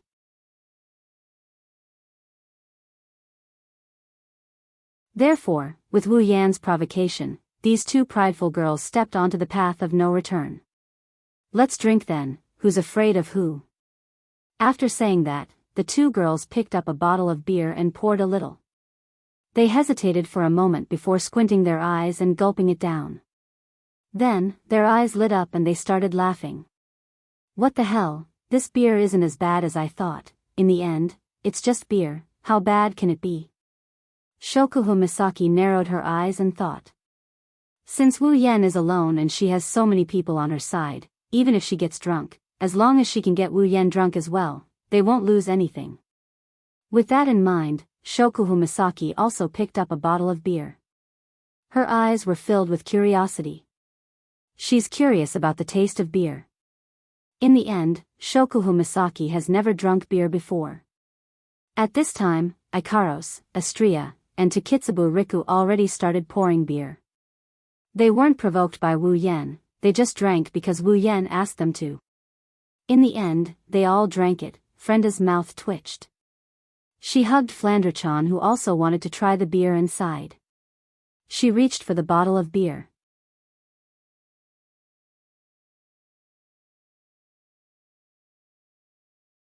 Chapter 391. Ahem, it's not that bad but it's not that good either. Beer. It smells bad but it's a little choking. It tastes like bitter tea. Bitter tea? Bitter tea is way more bitter than this. I'd rather drink alcohol than drink bitter tea. Ugh, flan doesn't feel good. Ah. But kids can't drink it. Huh, my head feels a little dizzy. Ugh, I think so too. Wah. Astria passed out. Astria, wake up. Sis, flan feels dizzy. I told you kids can't drink it. As time passed, the faces of the girls who picked up the beer bottles began to turn red. Although the alcohol content of the beer wasn't much, the girls here had never drunk alcohol before. Therefore, just ordinary beer was enough to make them dizzy. The more the girls drank, the more blank their minds became. They couldn't think of anything else. At first, they only took small sips. Later on, whenever Wu Yan raised his glass, they would reflexively gulp down the beer. They didn't notice that when they drank a glass, the empty glass in their hands would be filled up with beer without them noticing. Astria, who didn't know when to stop, and Flandre-chan, who didn't know what was going on, had already collapsed on the floor. The other 9 girls were blushing and their vision was blurry. They didn't even care about Astria and Flandre-chan, who passed out on the floor. They kept pouring beer into their mouths and started talking nonsense. This is a sign of drunkenness. Wu Yan, who has been drinking with the girls, is also feeling a little dizzy. However, Wu Yan didn't bother to deal with this feeling. He even allowed himself to stay in this state. Since he decided to have a good time, Wu Yan decided to indulge himself for once. The feeling of being drunk is a little uncomfortable, but for Wu Yan, this is a way to relax because he doesn't need to think about anything else. Perhaps the group of girls also had the same thought. Therefore, they subconsciously didn't use their own abilities to keep themselves awake. Of course, they would definitely regret it after this. The moon began to slowly climb into the sky, proving the extent of the night's progress. Empty beer bottles littered the ground. Hinajaku, Mikoto, Ikaros, Flanderchan, Shokuhu Misaki, Astria, Kinuhada Sayai, Frenda, and Takitsubu Riku were all in the same state as the beer bottles. The girls were speechless at the sight of this. Wu Yan looked at the girls lying in front of him. Their faces were flushed red and their mouths were pouting. Wu Yan's wine-red eyes flashed a little before he smiled proudly.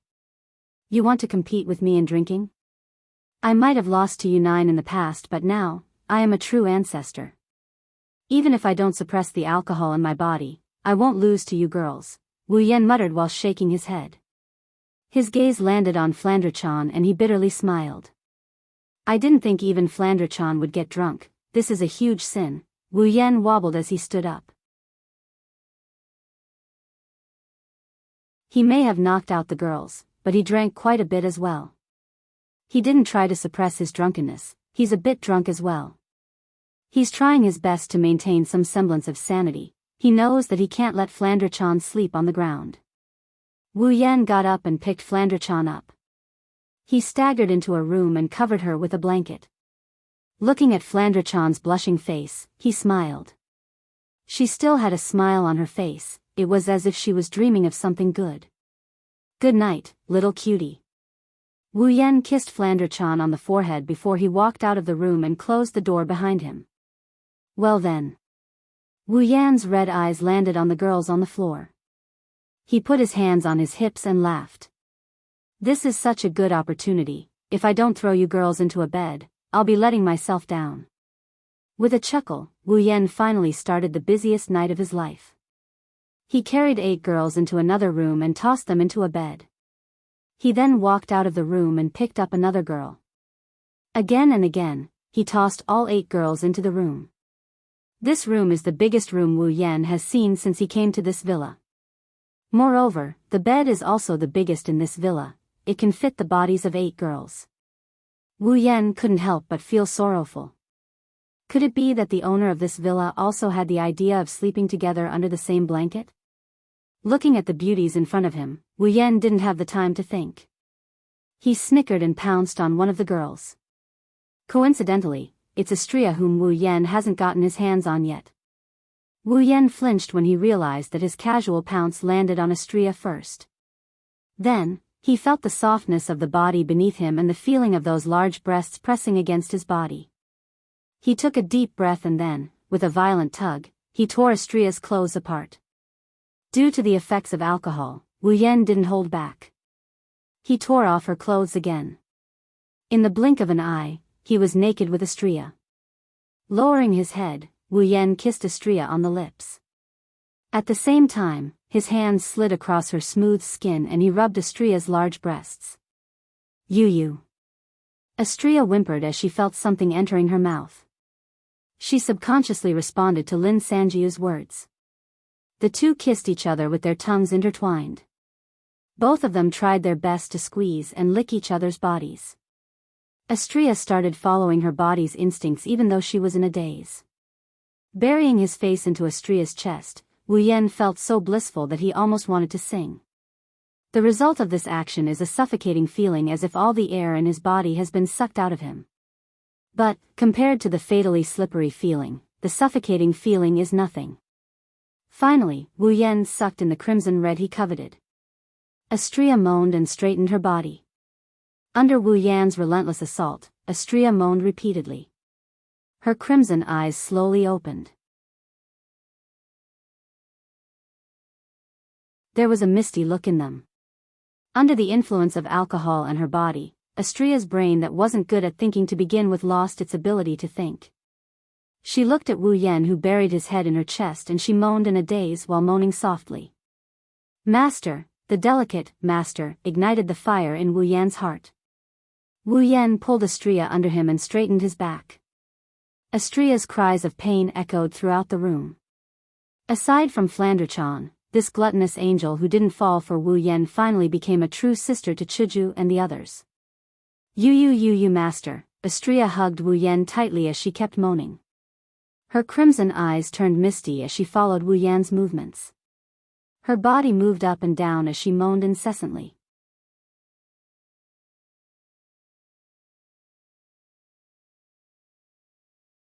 Chapter 392. The silver moon quietly rotated, the frost quietly fell, the stars quietly emerged, and the curtain of night quietly flowed. Some drifting black clouds seemed to have reached some kind of consensus with the moon and the stars to mind their own business. You occupy your territory, and I occupy mine. There was no sign of the two sides converging at all. The waves surged onto the beach. As they rose and fell, the beach at the front was unusually wet. Compared to the dry sand at the back, there was an unusually clear difference in color. Some small animals were hiding in some corner, silently making their presence known and making their own noises, filling the night sky with lively chirping sounds. Inside a certain room in the mansion, the atmosphere was unbearably calm. Pain is unavoidable for a first-time experience. However, when the pain subsides, Astria's body and mind are filled with satisfaction. She couldn't help but moan in pleasure. Astria was like a small boat in the middle of a storm. Her body shook violently as she groaned in pain. A strange smell lingered in the room. The center of the storm became even more violent. Astria closed her eyes as she endured Wu Yan's thrusts. Waves after waves of unfamiliar sensations assaulted her. Astria hugged Wu Yan's neck tightly as she opened her mouth and moaned seductively. Astria couldn't hold back her desire. She didn't have any intention of suppressing it. She didn't care about the 7 sleeping girls beside her. She moaned as loudly as she could. Maybe it's because she hasn't regained her consciousness yet, or maybe it's because this idiot doesn't know what it means to be reserved. Wu Yan's evil fire burned brighter as he listened to Astria's sweet moans. His thrusts became even more violent as he pounced on Astria. The two of them slowly climbed to the top of the world. When the climax arrived, Astria let out a long moan. Her long moan echoed throughout the space. The space rippled with a faint pink hue. After lying on top of Astria for a few minutes, Wu Yan got up. Astria's crimson eyes glanced at Wu Yan subconsciously. Exhaustion flooded Astria's mind. She slowly closed her eyes and fell asleep. This time, Wu Yan was lying on top of the body closest to Astria. It was Ikaros. Wu Yan reached out and caressed Ikaros's skin that has been caressed countless times. He kissed Ikaros on the lips. His tongue slid into her mouth and captured that little tongue that is slowly moving around. Slowly, they started entangling. He gently tugged on the belt of Ikaros' bathrobe. Ikaros' bathrobe slid down to reveal her body. He lovingly caressed Ikaros' body until she moaned and her skin turned pink. Wu Yan hugged Ikaros and pressed her body against his. His chest pressed against Ikaros' body. He skillfully penetrated her. NN. The forceful entry caused Ikaros to moan. Ikaros slowly opened her eyes and her indigo-colored pupils landed on Wu Yan's face, who is right in front of her. It's unknown if she woke up or not. Ikaros was panting, her eyes were blurred. She closed her eyes and welcomed Wu Yan's thrusts. Thus, the light and hurried moaning sounds, but different sounds, once again resounded in this space. As time goes by, Ikaros's moans get louder and louder. At this point, even the thick walls can't block out her moans. Fortunately, in this villa and even the beach, other than Wu Yan's group of 10, there's no one else. Or else, the moans would be enough to make them tremble. Of course, just because no one else can hear it, doesn't mean their own people can't hear it. You. After who knows how long, when Wu Yan and Ikaros were entangled with each other, a faint whimper came from the side. Wu Yan reflexively turned his head towards the source of the whimper. Shokuhu Misaki raised her hand and held her forehead. She struggled to open her eyes. Her pair of starry eyes blinked, telling Wu Yan that she's awake. Shokuhu Misaki turned around and she was stunned as well. She didn't say anything else as she stood there frozen in place. She had a dumbfounded look on her face. The two of them stared at each other blankly. After a while, Shokuhu Misaki finally regained her senses. She recalled the scene where she passed out drunk, the scene where the girls were lying on top of each other, and what Wu Yan is doing right now. She understood everything. Seeing Shokuhu Misaki's face gradually turning red, Wu Yan cursed.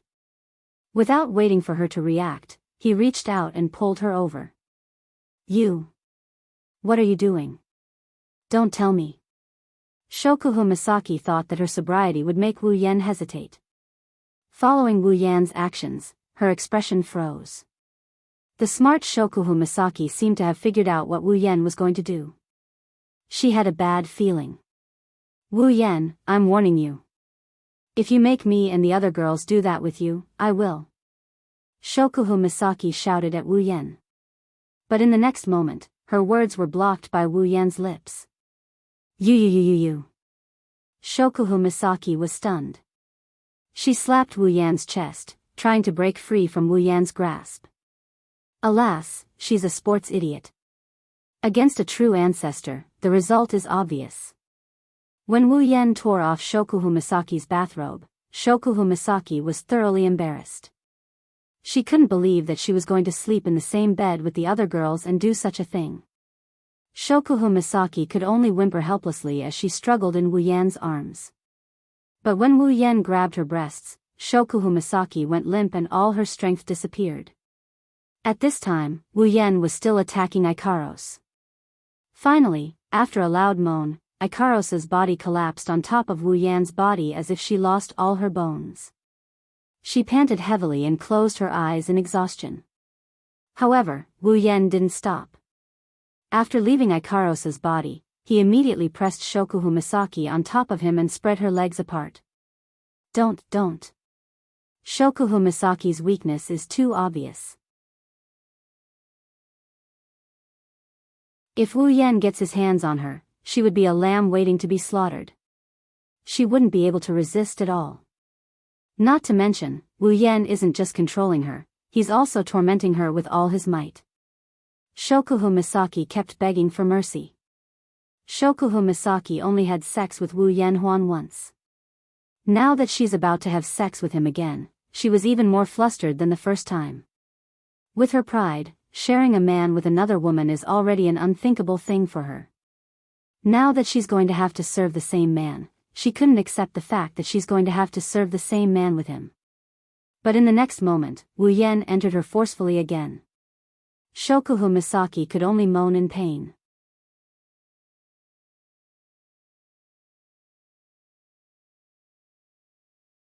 Chapter 393. Unlike Ikaros, Shokuhu Misaki already had sex with Wu Yan once. Even though it wasn't that long ago, a man and a woman who tasted the forbidden fruit for the first time are like firewood and fire. Once they meet, it's only a matter of time before they start a fire. Therefore, with Wu Yan's entrance, Shokuhu Misaki once again experienced the familiar yet strange feeling she had back in the Tokuwadai dorm. Her sensitive body made Shokuhu Misaki completely lose her mind. Her heart was filled with pleasure, even the shame of sharing a bed with another girl was dispelled. She was panting and gasping for air. Her wine-red eyes were filled with resentment. That was Shokuhu Misaki's silent complaint against Wu Yan's tyrannical behavior. However, as her body was pounded by Wu Yan, her resentment slowly faded away. What replaced it was a misty look and her eyes started tearing up. Shokuhu Misaki has always been a sports idiot. Among all the girls, she's probably the weakest. Even Flander-chan with her powers sealed is better than Shokuhu Misaki. Shokuhu Misaki quickly reached her peak. She took a deep breath and slowly calmed down. She slumped on the floor, unable to get up again. Shokuhu Misaki can't stand up anymore. She took a deep breath and slowly calmed down. She collapsed on the floor, unable to get up again. Ugh, he's not sure if it's because Shokuhu Misaki's voice was too loud or if it's because of his bad luck, but when Shokuhu Misaki surrendered, another soft murmur came. Wu Yan's hand that was about to touch the other girl froze in place. Under Wu Yan's gaze, a pair of brown eyes slowly opened. Unlike Shokuhu Misaki, Mikoto didn't regain her ability to think the moment she woke up.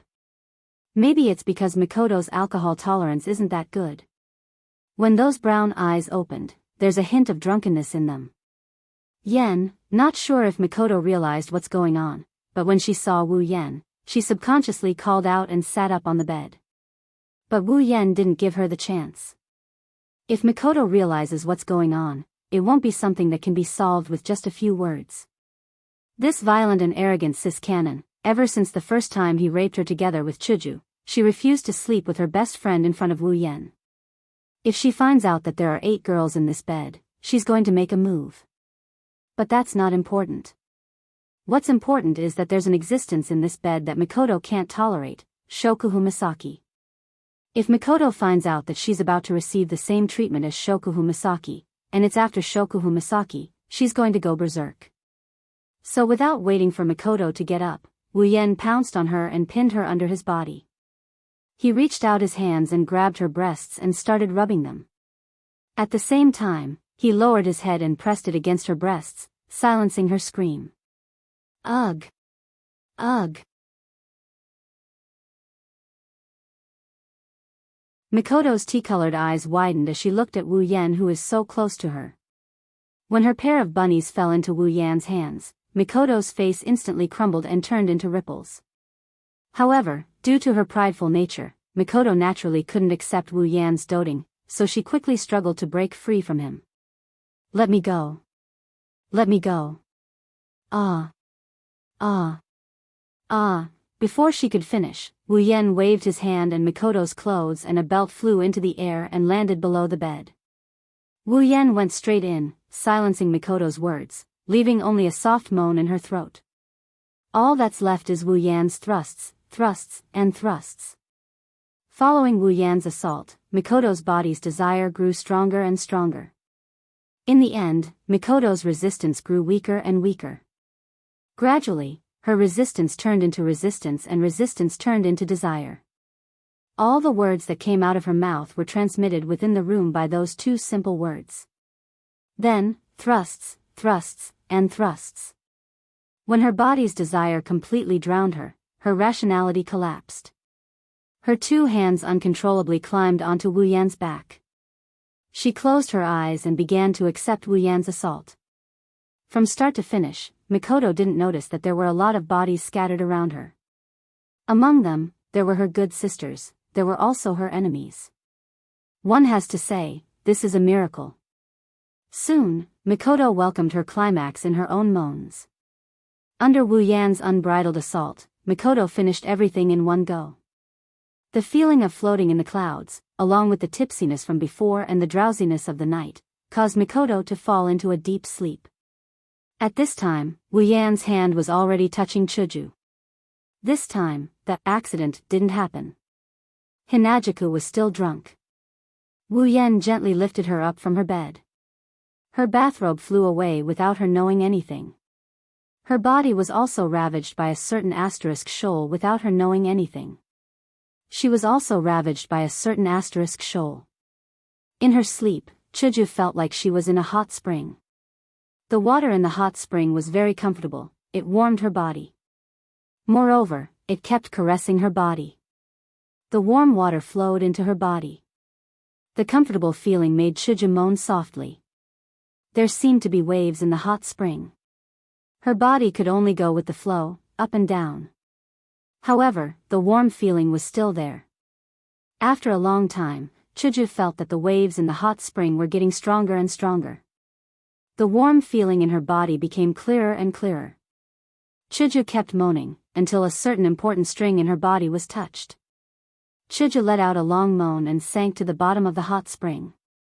Placing the sleeping Hinajaku back into his chest, Wu Yan reached out with his perverted hands and caressed Takitsubu Riku's voluptuous body. She seemed to have sensed something as she frowned and her eyelids fluttered open, confusion flashed through her eyes. Fragments of memories came back to her. Takitsubu Riku regained her vision. She was shocked when she regained her vision. This was to be expected. When you see a few girls with red skin and panting breasts beside you, you would also react the same way. A scream rushed up to Kitsubu Riku's throat. However, before she could say anything, a hand blocked her mouth. Wu Yan covered her mouth with his hand and made a kshu gesture. Kitsubu Riku knew what was going on when she saw this. Her pretty face turned red and she lowered her head, not daring to look at Wu Yan. Chuckling, Wu Yan picked up Kitsubu Riku and placed her on top of his body. He said in a gentle voice. "Little Riku, be a good girl, okay?" Kitsubu Riku's face turned red. Before she could react, her bathrobe flew down and overlapped with the bathrobes of the girls in front of her. She could no longer tell which bathrobe belonged to who. At the same time, Kitsubu Riku's delicate body was lifted up by Wu Yan. Kitsubu Riku's heart raced. She couldn't help but cover her breasts with her hands. She knew what was going to happen next. Hence, she could only close her eyes. Under Wu Yan's pressure, she raised her head. After a crisp sound, Kitsubu Riku landed on Wu Yan's body with a flushed face. Her breasts were held by Wu Yan and tossed up and down. Kitsubu Riku moaned with him. Very quickly, Kinohada Sayai and Frenda were also dragged into the battle by Wu Yan. With a simple wave of his hand, 2 more bathrobes appeared on the ground. 2 more moans could be heard as well.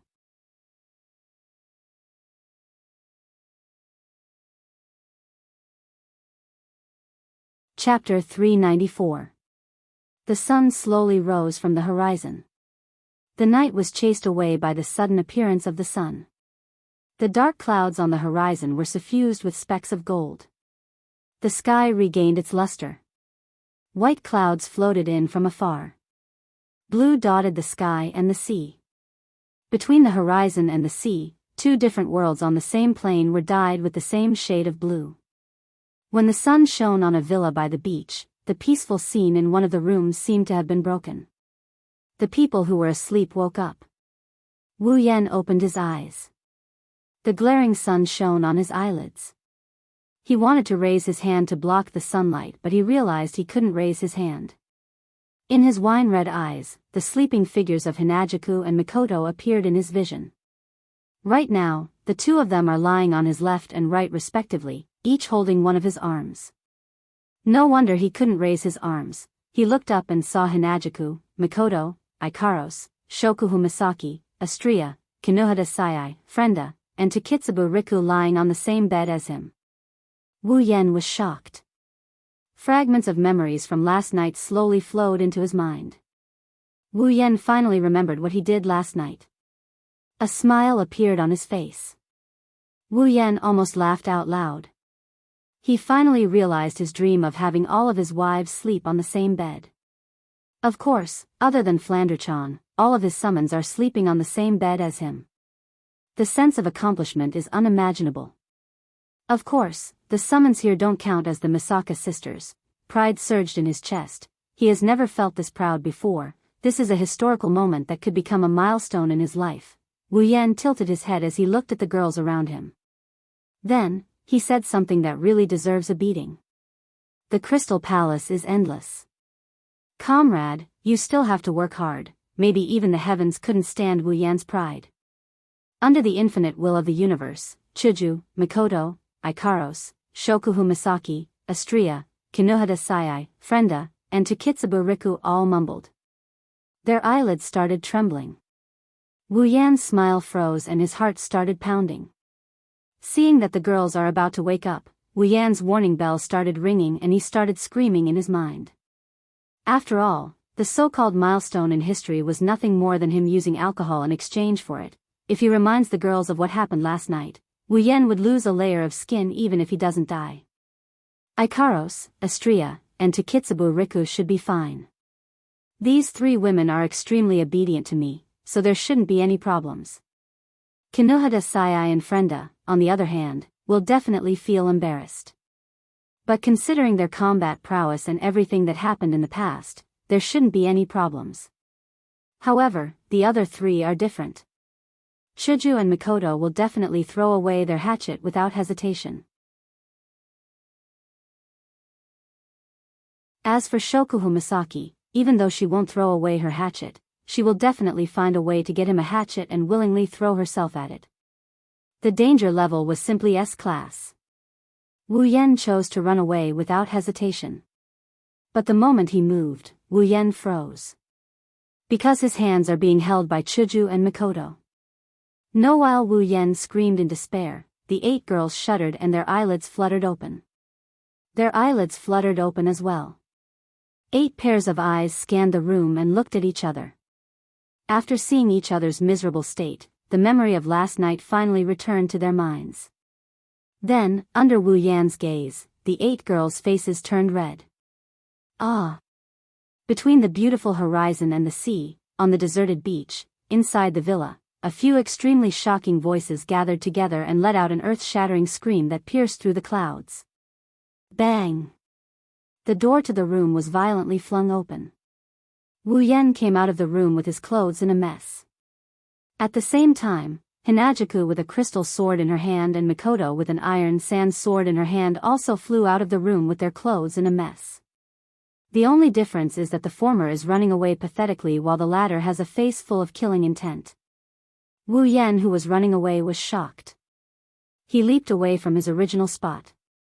Almost at the same time, a crystal sword and an iron sand sword slashed at the spot where Wu Yan was just a moment ago. A strand of hair fell to the ground. Wu Yan was scared witless. He yelled at Chuju and Mikoto. "You two, are you trying to murder your husband?" Chuju gritted her teeth. Her face still had a trace of anger. She raised her white cherry and said with a murderous look, "This is called cleaning house." Wu Yan couldn't stay calm anymore. "Who taught you to say that?" Mikoto took 2 steps forward, her other hand also materializing an iron sand sword. Her face was gloomy. "You can stand there obediently and let us chop you up, or wait for us to catch you and chop you into 18 pieces. You decide." "You can't do this." Shokuhu Misaki came out of the room with a group of girls. Except for Ikaros and Takitsubu Riku, who had a worried look on their faces, the other 4 girls had a cold look on their faces. Shokuhu Misaki straightened her clothes and sneered. "Little Yen, you have the body of a true ancestor. You can't die. Why don't you just let us vent our anger on you?" To make the always smiling Jusama speak in such a tone, one can only imagine how angry Jusama is. Wu Yen swallowed his saliva and forced a smile. "Must it be so bloody?" "Of course." Other than Ikaros and Takitsubu Riku, the other 6 girls answered without hesitation. This made Wu Yan's scalp tingle. "You, Oni-san, it's so noisy." The door opened and Flandre-chan rubbed her eyes while hugging a pillow. She told Wu Yan how cute she is. The girls were stunned by her cuteness. Wu Yan's face lit up and he rushed to Flandre-chan's side and hugged her. "Flan, did I wake you up?" "It's Oni-san's fault. Are you hungry?" "Yes." "Yes, Flandre-chan is hungry." Looking at Wu Yan hugging Flandre-chan, the girls couldn't help but curse Wu Yan's shamelessness. With Flandre-chan in his arms, who would dare to make a move? The girls stared at Wu Yan with a dark expression. They wanted to stare him to death. Wu Yan chuckled awkwardly. Spalier World Academy, Villa District. Inside one of the villas, a bright light flashed without warning. The next moment, Wu Yan's group of 10 appeared in the hall. "Oh, I'm back." Wu Yan sighed. He sounded like he had gone through a lot of ups and downs. It's as if he didn't go on a vacation but instead, he went for an exam. "Humph." Shokuhu Misaki snorted and walked out of Wu Yan's villa without looking back. Kinohada Sai and Frenda had the same reaction. They snorted and followed behind Shokuhu Misaki. Takitsubu Riku smiled apologetically and followed after them. "Humph." Astria snorted and stuck her tongue out at Wu Yan. "Master." "Idiot." "Idiot." Astria followed after him. Wu Yan felt a bit resentful. Looks like this time, he really got himself into a lot of trouble. Hinajaku and Mikoto didn't even look at him as they went back to their rooms and slammed the door shut. Looks like they're still in a fit of anger, Wu Yan shrunk his neck and smacked his lips. I should think about the upcoming academy competition.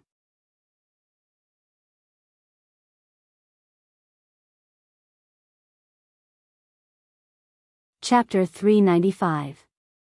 3 days of time quietly passed under the anticipation of the Spalier World Academy students. On the third night, when the last of the moon disappeared from the horizon, a faint light began to drive away the darkness. The bright golden light seemed to indicate the arrival of a new round of competition. As the first ray of morning light sprinkled into the Spalier World Academy, the quiet atmosphere of the academy suddenly broke. The lively atmosphere from a few days ago reappeared once again. It didn't diminish even after 3 days of rest, it's still as lively as ever. Today is the day of the competition between the top 10 of the academy. Now that the competition has progressed to this stage, it's basically entered the real competition stage. Every student is looking forward to the birth of the champion. Within an extremely short period of time, the spacious square had already become packed with people. Boiling noises continuously rang beside everyone's ears. The fiery atmosphere caused everyone who entered the square to feel a little affected. When Wu Yan's group arrived at the high platform, whether it's the stands or the high platform, it's already packed with people. Although 90 contestants had been eliminated after 2 rounds of elimination, they still participated in the competition. Therefore, the high platform prepared for the contestants is still open to those who failed to make the cut. As for the battle between the top 10, even if they can't participate, it's still good to be able to watch from the sidelines. Therefore, everyone brought their friends or subordinates along. As for the stands, maybe the audience didn't notice it, but the people on the high platform did.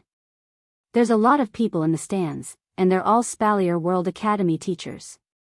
Obviously, the battle between the top 10 is enough to attract the attention of these arrogant teachers. When Wu Yan, Chuju, Mikoto, Ikaros, and Flanderchan stepped onto the high platform, countless gazes began to fall on them. Wu Yan, Chuju, and Mikoto are undoubtedly the 3 dark horses of the academy competition. In less than a month since they entered the academy, they're already in the top 10. This kind of strength is enough to make the ordinary students feel shocked. Therefore, they attracted everyone's attention as soon as they stepped onto the stage. Wu Yan's group is already used to this kind of attention. Compared to Shokuhu Misaki, who got a lot of support as soon as she stepped onto the stage, this kind of attention is nothing. Ignoring the surrounding gazes, Wu Yan's group came to the spot where they stayed a few days ago and calmly looked around the place while chatting with each other. Not long after they arrived, 2 beautiful figures appeared at the entrance of the high platform. One black, one silver, 2 dazzling hair colors. They're walking towards Wu Yan's direction. Lulu ran over and she picked up Flanderchan in a practiced manner. She rubbed her face against Flanderchan before giggling at Wu Yan. She's a very lively girl. Wu Yan glanced at Lulu's smiling face. Wu Yan felt helpless towards this crazy Lulu, but at the same time, he liked her from the bottom of his heart. Although Lulu always does things that make people tired, he has to admit that this Lulu is really cute. But right after that, Wu Yan was shocked. From what Wu Yan can sense, Lulu's aura is faintly emitting a powerful aura. Although it's not at the level that Wu Yan needs to pay attention to, but compared to a few days ago, it's completely different. Plum Lilu. Lowly, level 50, tier 6. Wu Yan looked at Lulu in shock. The information from the system was enough to shock Wu Yan. After all, 3 days ago, Lulu was only around level 40, and a month ago, she was only level 44. And in just 3 days, Lulu has already reached tier 6. You found out. Seeing Wu Yan's shocked expression, Lulu proudly raised her head. The shock on Wu Yan's face faded and he rolled his eyes. Lulu, how did you reach tier 6? Chuju and Mikoto also saw Lulu's level and asked curiously. With this kind of strength, even if it's not enough for them to pay attention to, it's still very eye-catching. Hearing Chuju and Mikoto's question, Lulu pouted and said with a little dissatisfaction, "It's all because of Grandpa. He said that it's about time for my strength to increase, but he forced me to drink some very strange colored potions. He's so annoying, those potions are disgusting. Hearing this, Wu Yan and the others were speechless. This little girl really doesn't know how lucky she is. Potions that can increase one's strength, who knows how many people can't even get their hands on them even if they spend a lot of money. Now that the potion is delivered to her door, she's complaining that it's disgusting. If those who dream of getting their hands on a bottle of this potion heard this, they'll definitely vomit blood and die. They should really drag her out and shoot her for 10 minutes. Even Feifei couldn't stand it anymore and knocked on Lulu's head, causing Lulu to tear up. The old patriarch did this for your own good. It's fine if you're not grateful, but you're complaining. Lulu cried out a few times, feeling wronged.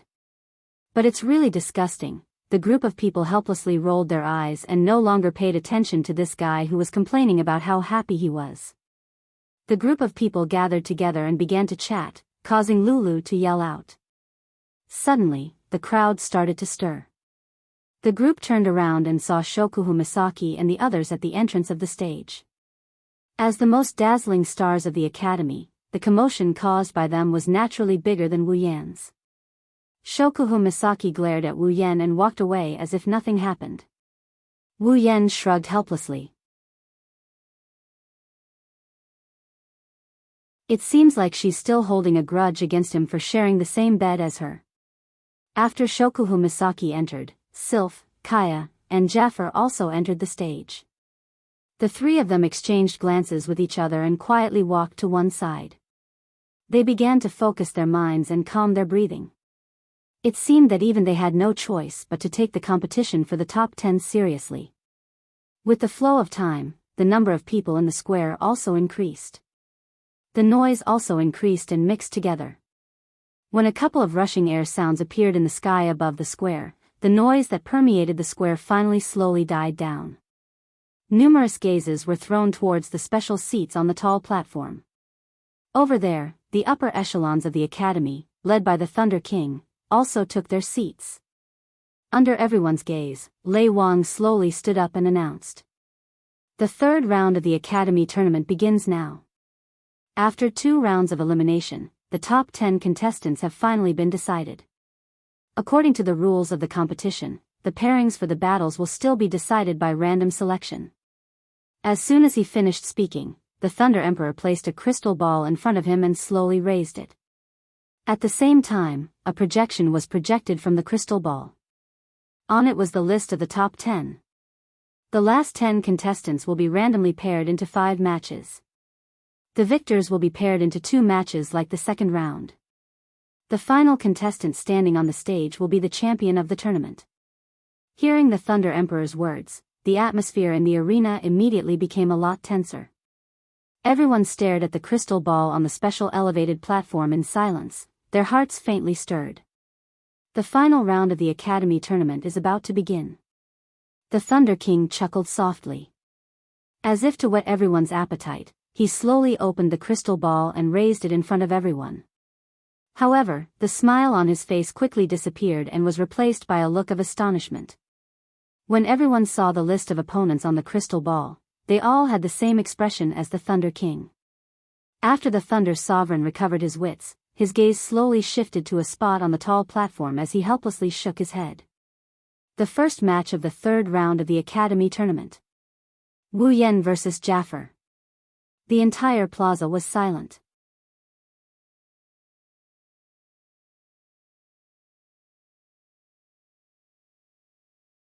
Chapter 396. Everyone on the tall platform looked at each other. None of them had expected that the new student, who had been famous in the academy for the past month, would actually meet such a person here. Jaffer is one of the top 3 in the Spalier World Academy.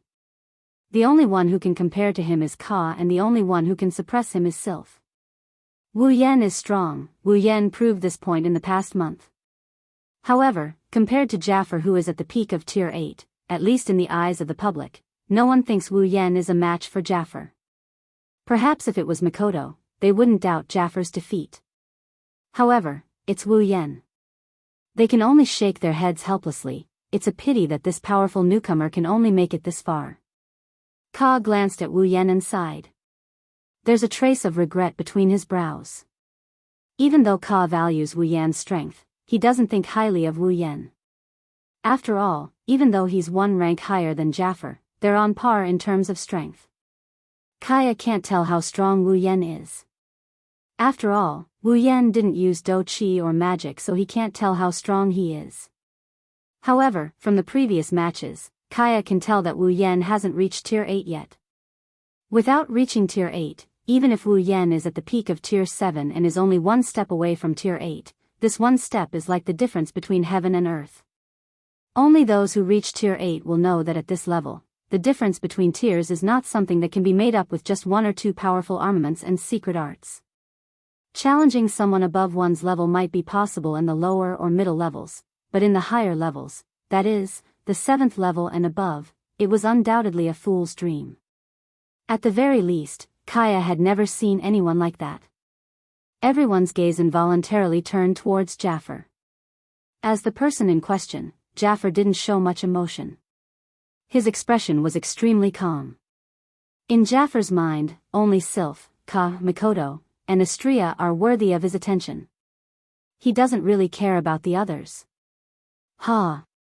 That guy is finally coming to an end.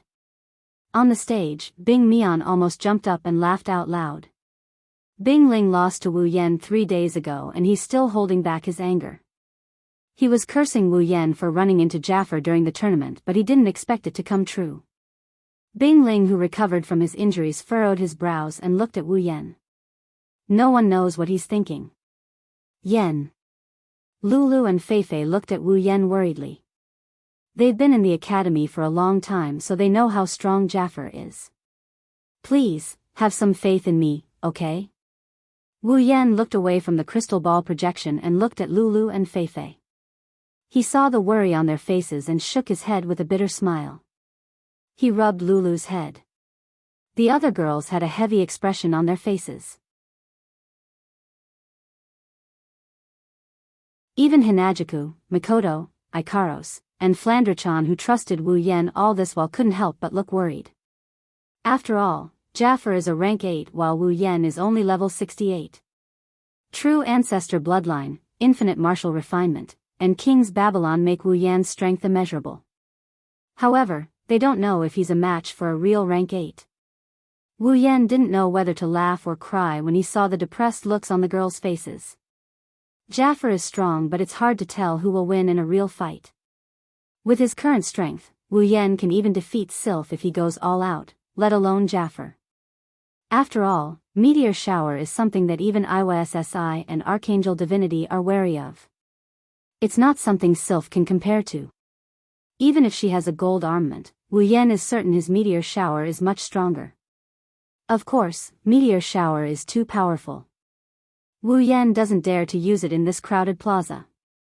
However, even without Meteor Shower, Wu Yan is confident that he won't lose to Jaffer even if he can't win against Sylph. Lei Wang slowly retracted his gaze from Wu Yan. In his heart, he is still biased towards this little fella who has an unusual relationship with Lulu. He can clearly see that ever since she met this mysterious little fella, Lulu has been smiling a lot more than usual, and he can't tell how much more sincere she has become. Every time Lian Feifei spoke, the topic of conversation would involuntarily shift to this friend of hers whom she had known for less than half a year. Every time they talked, her face would be radiant with joy, causing the Thunder King to have a good impression of this little fellow who had changed Lulu and Feifei's lives. If possible, Lei Wang still wants Wu Yan to win, and that's exactly what he's hoping for. Both sides. Onto the stage. Following Lei Wang's voice, everyone's gaze shifted to Wu Yan and Jaffer. Silence ensued. Yen. Lulu suddenly tugged on Wu Yan's sleeve. Her gem-like eyes stared straight at Wu Yan's face. Her gaze was filled with trust. Yen. I believe in you. You can definitely defeat him. Big brother will definitely defeat that big guy. Flanderchan nodded repeatedly. Her red eyes had a vicious glint in them. If she could, she'd really like to toy with Jaffer until he breaks. Chuju, Mikoto, Ikaros, and Feifei also looked at Wu Yan with trust. Jaffer might be strong, but they believe that Wu Yan won't disappoint them. Wu Yan felt warmth in his heart when he saw the trust in the girls. He couldn't help but laugh out loud as he rubbed Lulu and Flanderchan's heads. How can you still laugh? A sweet voice came from the front of Wu Yan. At the same time, gasps of disbelief could be heard from the spectator stands and the high platform. Everyone looked up. They saw Shokuhu Misaki, Astria, Kinohada Sayai, Frenda, and Takitsubu Riku walking over with different expressions. Shokuhu Misaki rolled her eyes at Wu Yan.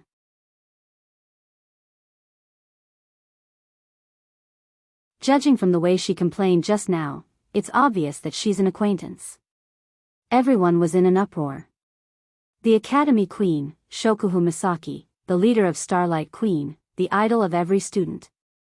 She doesn't seem to have a good relationship with Wu Yan. This is enough to drive everyone crazy. After all, the Queen of the Academy was famous in the Academy for not showing any interest in men. It could even be said that she disdained men. Shokuhu Misaki doesn't care what those people think. Although she has gained a lot of popularity in the Academy, it's only because of her unusual interest, which is more of a hobby. If Wu Yan wanted her to disband Starlight Queen and announce her relationship with him in the Academy, Shokuhu Misaki might grumble, but she wouldn't object to it. For Shokuhu Misaki, this man who walked into her heart is more important than anything else. Shokuhu Misaki's resentment towards Wu Yan for forcing her to sleep with the other girls has mostly dissipated. She looked at Wu Yan seriously and asked calmly. How confident are you? Wu Yan smiled and looked at Jaffer.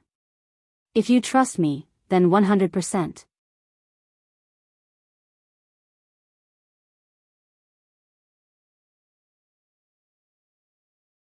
Chapter 397.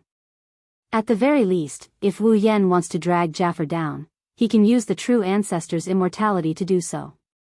However, by that time, he would be sent to the research lab to be dissected. Under the watchful eyes of the crowd, Jaffer was the first to make a move. He slowly stood up from the ground and strode to the railing of the high platform under the admiring gazes of the Beast Tide members. He then leaped off the railing in a flash. Jaffer stomped his feet on the stage and he looked at Wu Yan's direction with a calm expression. In the Academy tournament, his most important opponent is Sylph. He didn't care much about the other participants. It's not that there's no one here who can match up to Sylph. He has seen Mikoto's strength before. However, he has been competing with Sylph for quite some time now. It's only natural that he would value this opponent whom he wanted to surpass the most. Kaya is not to be underestimated either. However, Jaffer values Sylph more. After all, Sylph is the strongest in the Academy. Of course, after this competition, no one knows the outcome. After Jaffer left the stage, everyone turned their attention to Wu Yan. They wanted to know if this newcomer can keep up his winning streak against a peak expert like Jaffer. Under the watchful eyes of the crowd, Wu Yan's expression didn't change. He wasn't afraid of Jaffer. He stood up and walked towards the edge of the stage. Oniai-chan, Yen. Do your best. Flanderchan and Lulu's soft cheers came from behind. Wu Yan didn't turn around. He waved his hand and appeared on the stage in the blink of an eye. Wu Yan lifted his head and he met Jaffer's gaze. Both of them looked at each other with an inexplicable look in their eyes. Wu Yan has been avoiding direct confrontations with Tier 8 combatants like Sylph, Kaya, and Jaffer. He's still a Tier 7. If possible, he didn't want to go all out. But, if there's nowhere to run, Wu Yan isn't going to back down. Jaffer, on the other hand, didn't pay much attention to this newcomer, but he still paid attention to him. After all, among his companions, Mikoto managed to tie with Sylph, whom he dreamed of defeating, and Ikaros managed to easily nullify the power of Mikoto and Sylph's clash. On top of that, Shokuhu Misaki, who created Starlight Queen, seems to have a close relationship with Wu Yan. They seem to have known each other for a long time. Plus, they're both newcomers. Jaffer couldn't help but pay more attention to this newcomer. Jaffer, who hasn't spoken a single word since the start of the academy exam, finally opened his mouth to speak. I hope you won't disappoint me. Jaffer suddenly spoke. His voice was rather low, and just like his enormous aura, it carried a fierce, domineering, and ferocious aura. Wu Yan flinched and he laughed. He waved his hand and a small crimson dimension vortex appeared behind him. Niatono no Shana slowly floated out of it. Wu Yan grasped the sword in his hand and he pointed the tip of the sword at the ground. A strong gust of wind howled as he swung the sword. Give it your all. Jafar glanced at Niatono no Shana in Wu Yan's hand. His eyes flashed with surprise. A few days ago, when Wu Yan fought Bing Ling, Jafar knew that this seemingly ordinary sword has the ability to control fire.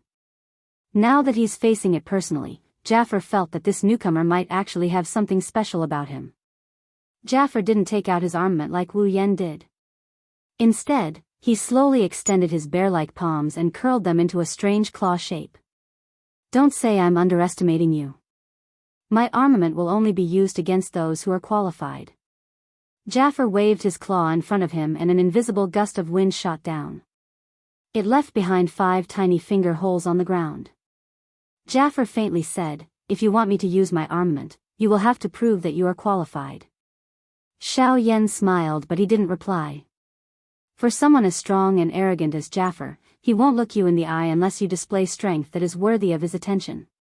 Perhaps if Mikoto, Ikaros, Astria, and the others weren't on his side and his performance in the previous matches wasn't that bad, Jafar might not even be bothered to speak to him. The conversation between the two in the arena was naturally transmitted to the incomparably quiet stadium. Mikoto, Chuju, and the others felt that Jafar was being too arrogant. However, the audience didn't feel that Jafar was being arrogant. After all, a person with strength had the qualification to be arrogant. On the other hand, if a person without strength was arrogant, it was likely that the audience would spit at them. Some soft voices sounded from all over the viewing gallery. They were all guessing the situation of the battle. Seeing this, the Lei Wang waved his hand slightly. The voices in the stadium immediately became much softer. The Lei Wang smiled as he watched the two facing off in the arena. Some anticipation involuntarily rose in his heart. There was no doubt that Jafar had a great chance of winning. There was not much suspense in a battle between a rank 8 and a rank 7. However, Wu Yan was an extremely mysterious person. Even those old fellows were alarmed by his background. Additionally, there was not the slightest fear in Wu Yan's eyes or face since the beginning. This caused the Lei Wang to believe that Wu Yan would definitely give him a big surprise. Little fellow, don't disappoint me. The Lei Wang looked around him after saying this. He raised his hand and a faint voice finally sounded in the air above the stadium in front of a countless number of people. The third round of the Academy trial. The first match. Begin. In the arena, an extremely ferocious aura suddenly erupted from Sa Fei's body after the Thunder King's words sounded. This aura was so powerful that even the spectators, who were seated far away from the arena, found it difficult to breathe. As a wave of blood-colored do qi surged out of Sa Fei's body, his large hand claws seemed to have once again swelled a little. His knuckles were slightly bent and a clear firecracker-like sound was emitted. At the same time, there was a ripple in the air and a partially visible beast figure appeared behind Jafar. Wu Yan tightened his grip on the Ni Dian Zhana in his hand. A red lotus-like flame instantly surged out. The abruptly rising temperature caused Jafar's aura to become a little sluggish. Compared to Jafar, that much skinnier figure did not have even the slightest trace of do qi. However, a majestic aura spread from his body. His aura and Jafar's aura vaguely formed a situation where they were evenly split. Wu Yan exhaled a long breath. His arms suddenly shook and the Ni Dian Zhana in his hand emitted a strange clang-clang sound. The sword was swung diagonally across the ground. A red lotus flame lingered over it. A hot wind grilled the ground until traces of hot air were formed. The wine-red color in his wine-red eyes slowly faded. Replacing it was a golden color that was filled with a pressure. He slowly lifted his eyes and looked at Sa Fei, who was covered in do qi. Suddenly, the sound of thunder resounded in the arena. Soon after, a faint roar of thunder was emitted. A blurry black figure dragging a flaming armament shot forward in an imposing manner toward the unmoving Sa-Fa in front of a countless number of gazes. At this point in the academy trial, this was the first time that Wu Yan had launched an attack in front of others. The distance of dozens of meters was covered in the blink of an eye. The two of them instantly approached each other in the arena. Their eyes met and the pressuring atmosphere finally erupted at this moment.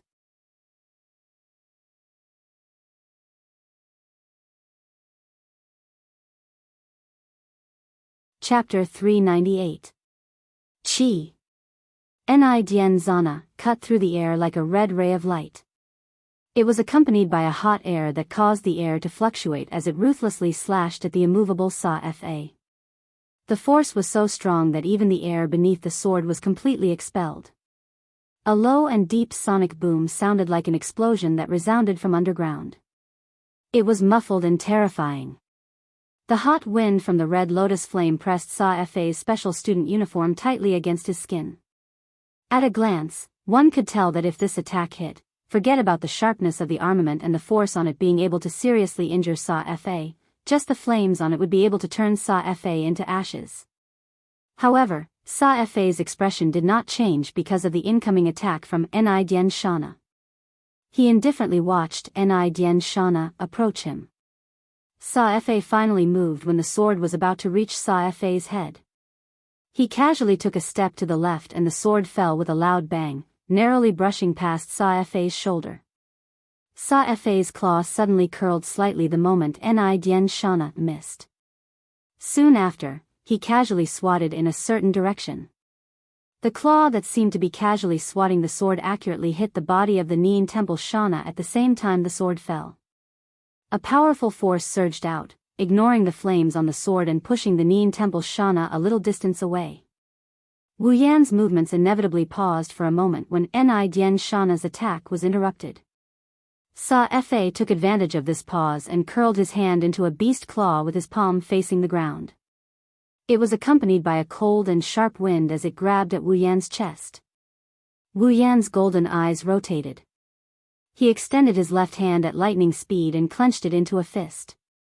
The endless martial refining technique was unleashed to its limit at this moment.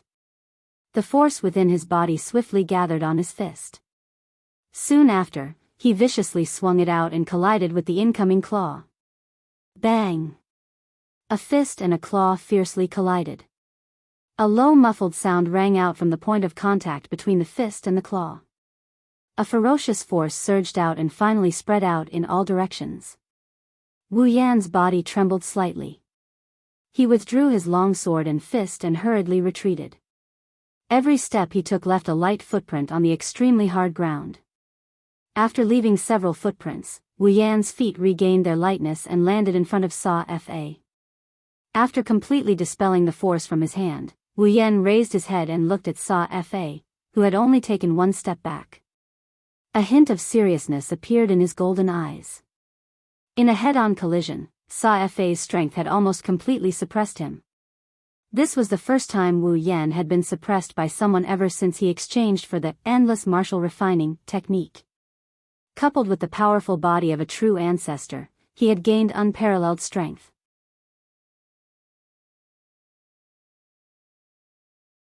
Wu Yan took a deep breath of air that was slightly hot due to the flames of the Ni Dian Xianxia. He stared intently at Sa-Fa and tightened his grip on the Ni Dian Xianxia. A moment later, he suddenly leaned forward and stomped his foot. Suddenly, the Ni Dian Xianxia left Wu Yan's hand and shot towards Sa-Fa like a red bolt of lightning, accompanied by an extremely sharp sound of rushing wind and a pressuring hot wind. Surprise flashed in Safar's eyes when he saw Wu Yan's sudden attack. However, his expression didn't change much. His palms curled into the shape of a claw. Instead of retreating, he moved forward. His claw was wrapped in a faint red dough qi. He extended his claw downward and a section of a sword wrapped in flames appeared between his claw. Sa-Fa's claw seemed to be protected by the pale red dough qi. He tightened his grip and the lightning-like Ni Dian Xianxia suddenly paused in midair. Bang! An extremely hot flame suddenly erupted from the Xianxia after Sa Fei's claw clamped onto it. Sa Fei was forced to take a couple of steps back by this flame force. His 5 fingers were curled into a strange arc coincidentally. Each of his fingers came into contact with the blade of the Xianxia. The frightening heat contained in the blade caused Sa Fei's expression to change. Surprise had just risen in his heart when another shock quickly followed. This was because the flame on the Xianxia seemed to have come alive after Sa Fei grabbed it. It spread toward his hand. Sa Fei immediately felt the dou qi wrapped around his hand drop rapidly as the hot flame climbed up his arm. His claw abruptly released the Xianxia, but it still slid down powerlessly and landed on the ground. Swoosh! The moment the Xianxia slid down, a faint sound of something tearing through the air rang out. Jaffer frowned and instantly looked up, only to see a blurry black figure appear before him at an extremely fast speed like a ghost. Wu Yan took advantage of the moment Sa Fei was distracted by the red lotus flame on Xianxia to arrive in a flash. His 5 fingers clenched tightly as the electric current in his body exploded. It wildly circulated on the surface of his body and surged toward his tightly clenched fist. His fist was instantly wrapped in lightning. Lightning light fist. A low cry suddenly sounded. Wu Yan's lightning-covered fist viciously smashed toward Sa Fei. The lightning around the fist grew several times stronger as the continuous low explosion sounded in everyone's ears like firecrackers. The ferocious lightning light fist caused Sa Fei to narrow his eyes. He could sense that Wu Yan's ferocious attack was the powerful close-range attack that defeated Bing Ling in one move. Sa Fei relied on his super-strong dou qi cultivation to sense that the lightning light fist hadn't arrived yet. Even if he were to be hit by this punch, he wouldn't be in any good shape. However, the prerequisite is that you can hit me. You want to use this move to defeat me? You're still lacking. A smile surfaced on Ye Fei's face. His hand claws once again curled as pale red dou qi twined around his fingertips. The dou qi shrank slightly and a dense, cold glint appeared on Ye Fei's claws. I'd like to see if your battle skill can contend against my beast battle skill. The smile on Sa Fei's face was instantly withdrawn with his claw facing the ground. He extended his arm and his claw shot forward. An invisible wind formed a vaguely visible dou qi glow in front of the claw. Its momentum was extremely shocking. It was not the least bit inferior to Wu Yan's lightning light fist. The moment Sa Fei extended his claw, the beast figure that had been floating behind Sa Fei also extended its hand. It merged with Sa Fei's claw and a beast claw covered in dou qi appeared on top of it. Blood-hunting beast king claw. The most direct physical fight that was about to occur in the arena caused waves of exclamations to sound from the viewing gallery. This kind of close physical fight was undoubtedly the most bloody and violent. The men did not have the slightest objection to this. Some of the students, whose faces had turned red, had even stood up from their seats. Under the attentive gazes of countless people, the fist and claw, each containing an extremely powerful destructive force, finally collided head-on. Bang! A loud and clear explosion sounded in the air above the square. A wave of wind formed from the force of the collision surged out from the point of contact between the fist and claw of the two people. Wherever the wind wave passed, the ground repeatedly emitted a cracking sound as if it was unable to bear the heavy burden. Numerous cracks swiftly spread out from under the two people's bodies like a spiderweb. The wind wave blew into the viewing gallery, causing the faces of all the students to hurt. The sound of saliva being swallowed was immediately emitted from the viewing gallery. Everyone's faces had already turned a little pale. If they were the ones in the arena, they would definitely be seriously injured and sent flying. The fist and claw appeared to be entangled with each other. Air waves continued to wildly emit from the hands and feet of the two. The extremely sturdy ground swiftly cracked and turned into extremely tiny fragments. They were directly turned into dust by this air wave. How terrifying! You're tuning into the Carefree Valley YouTube channel. Don't forget to subscribe and join us on this journey to catch the most captivating stories.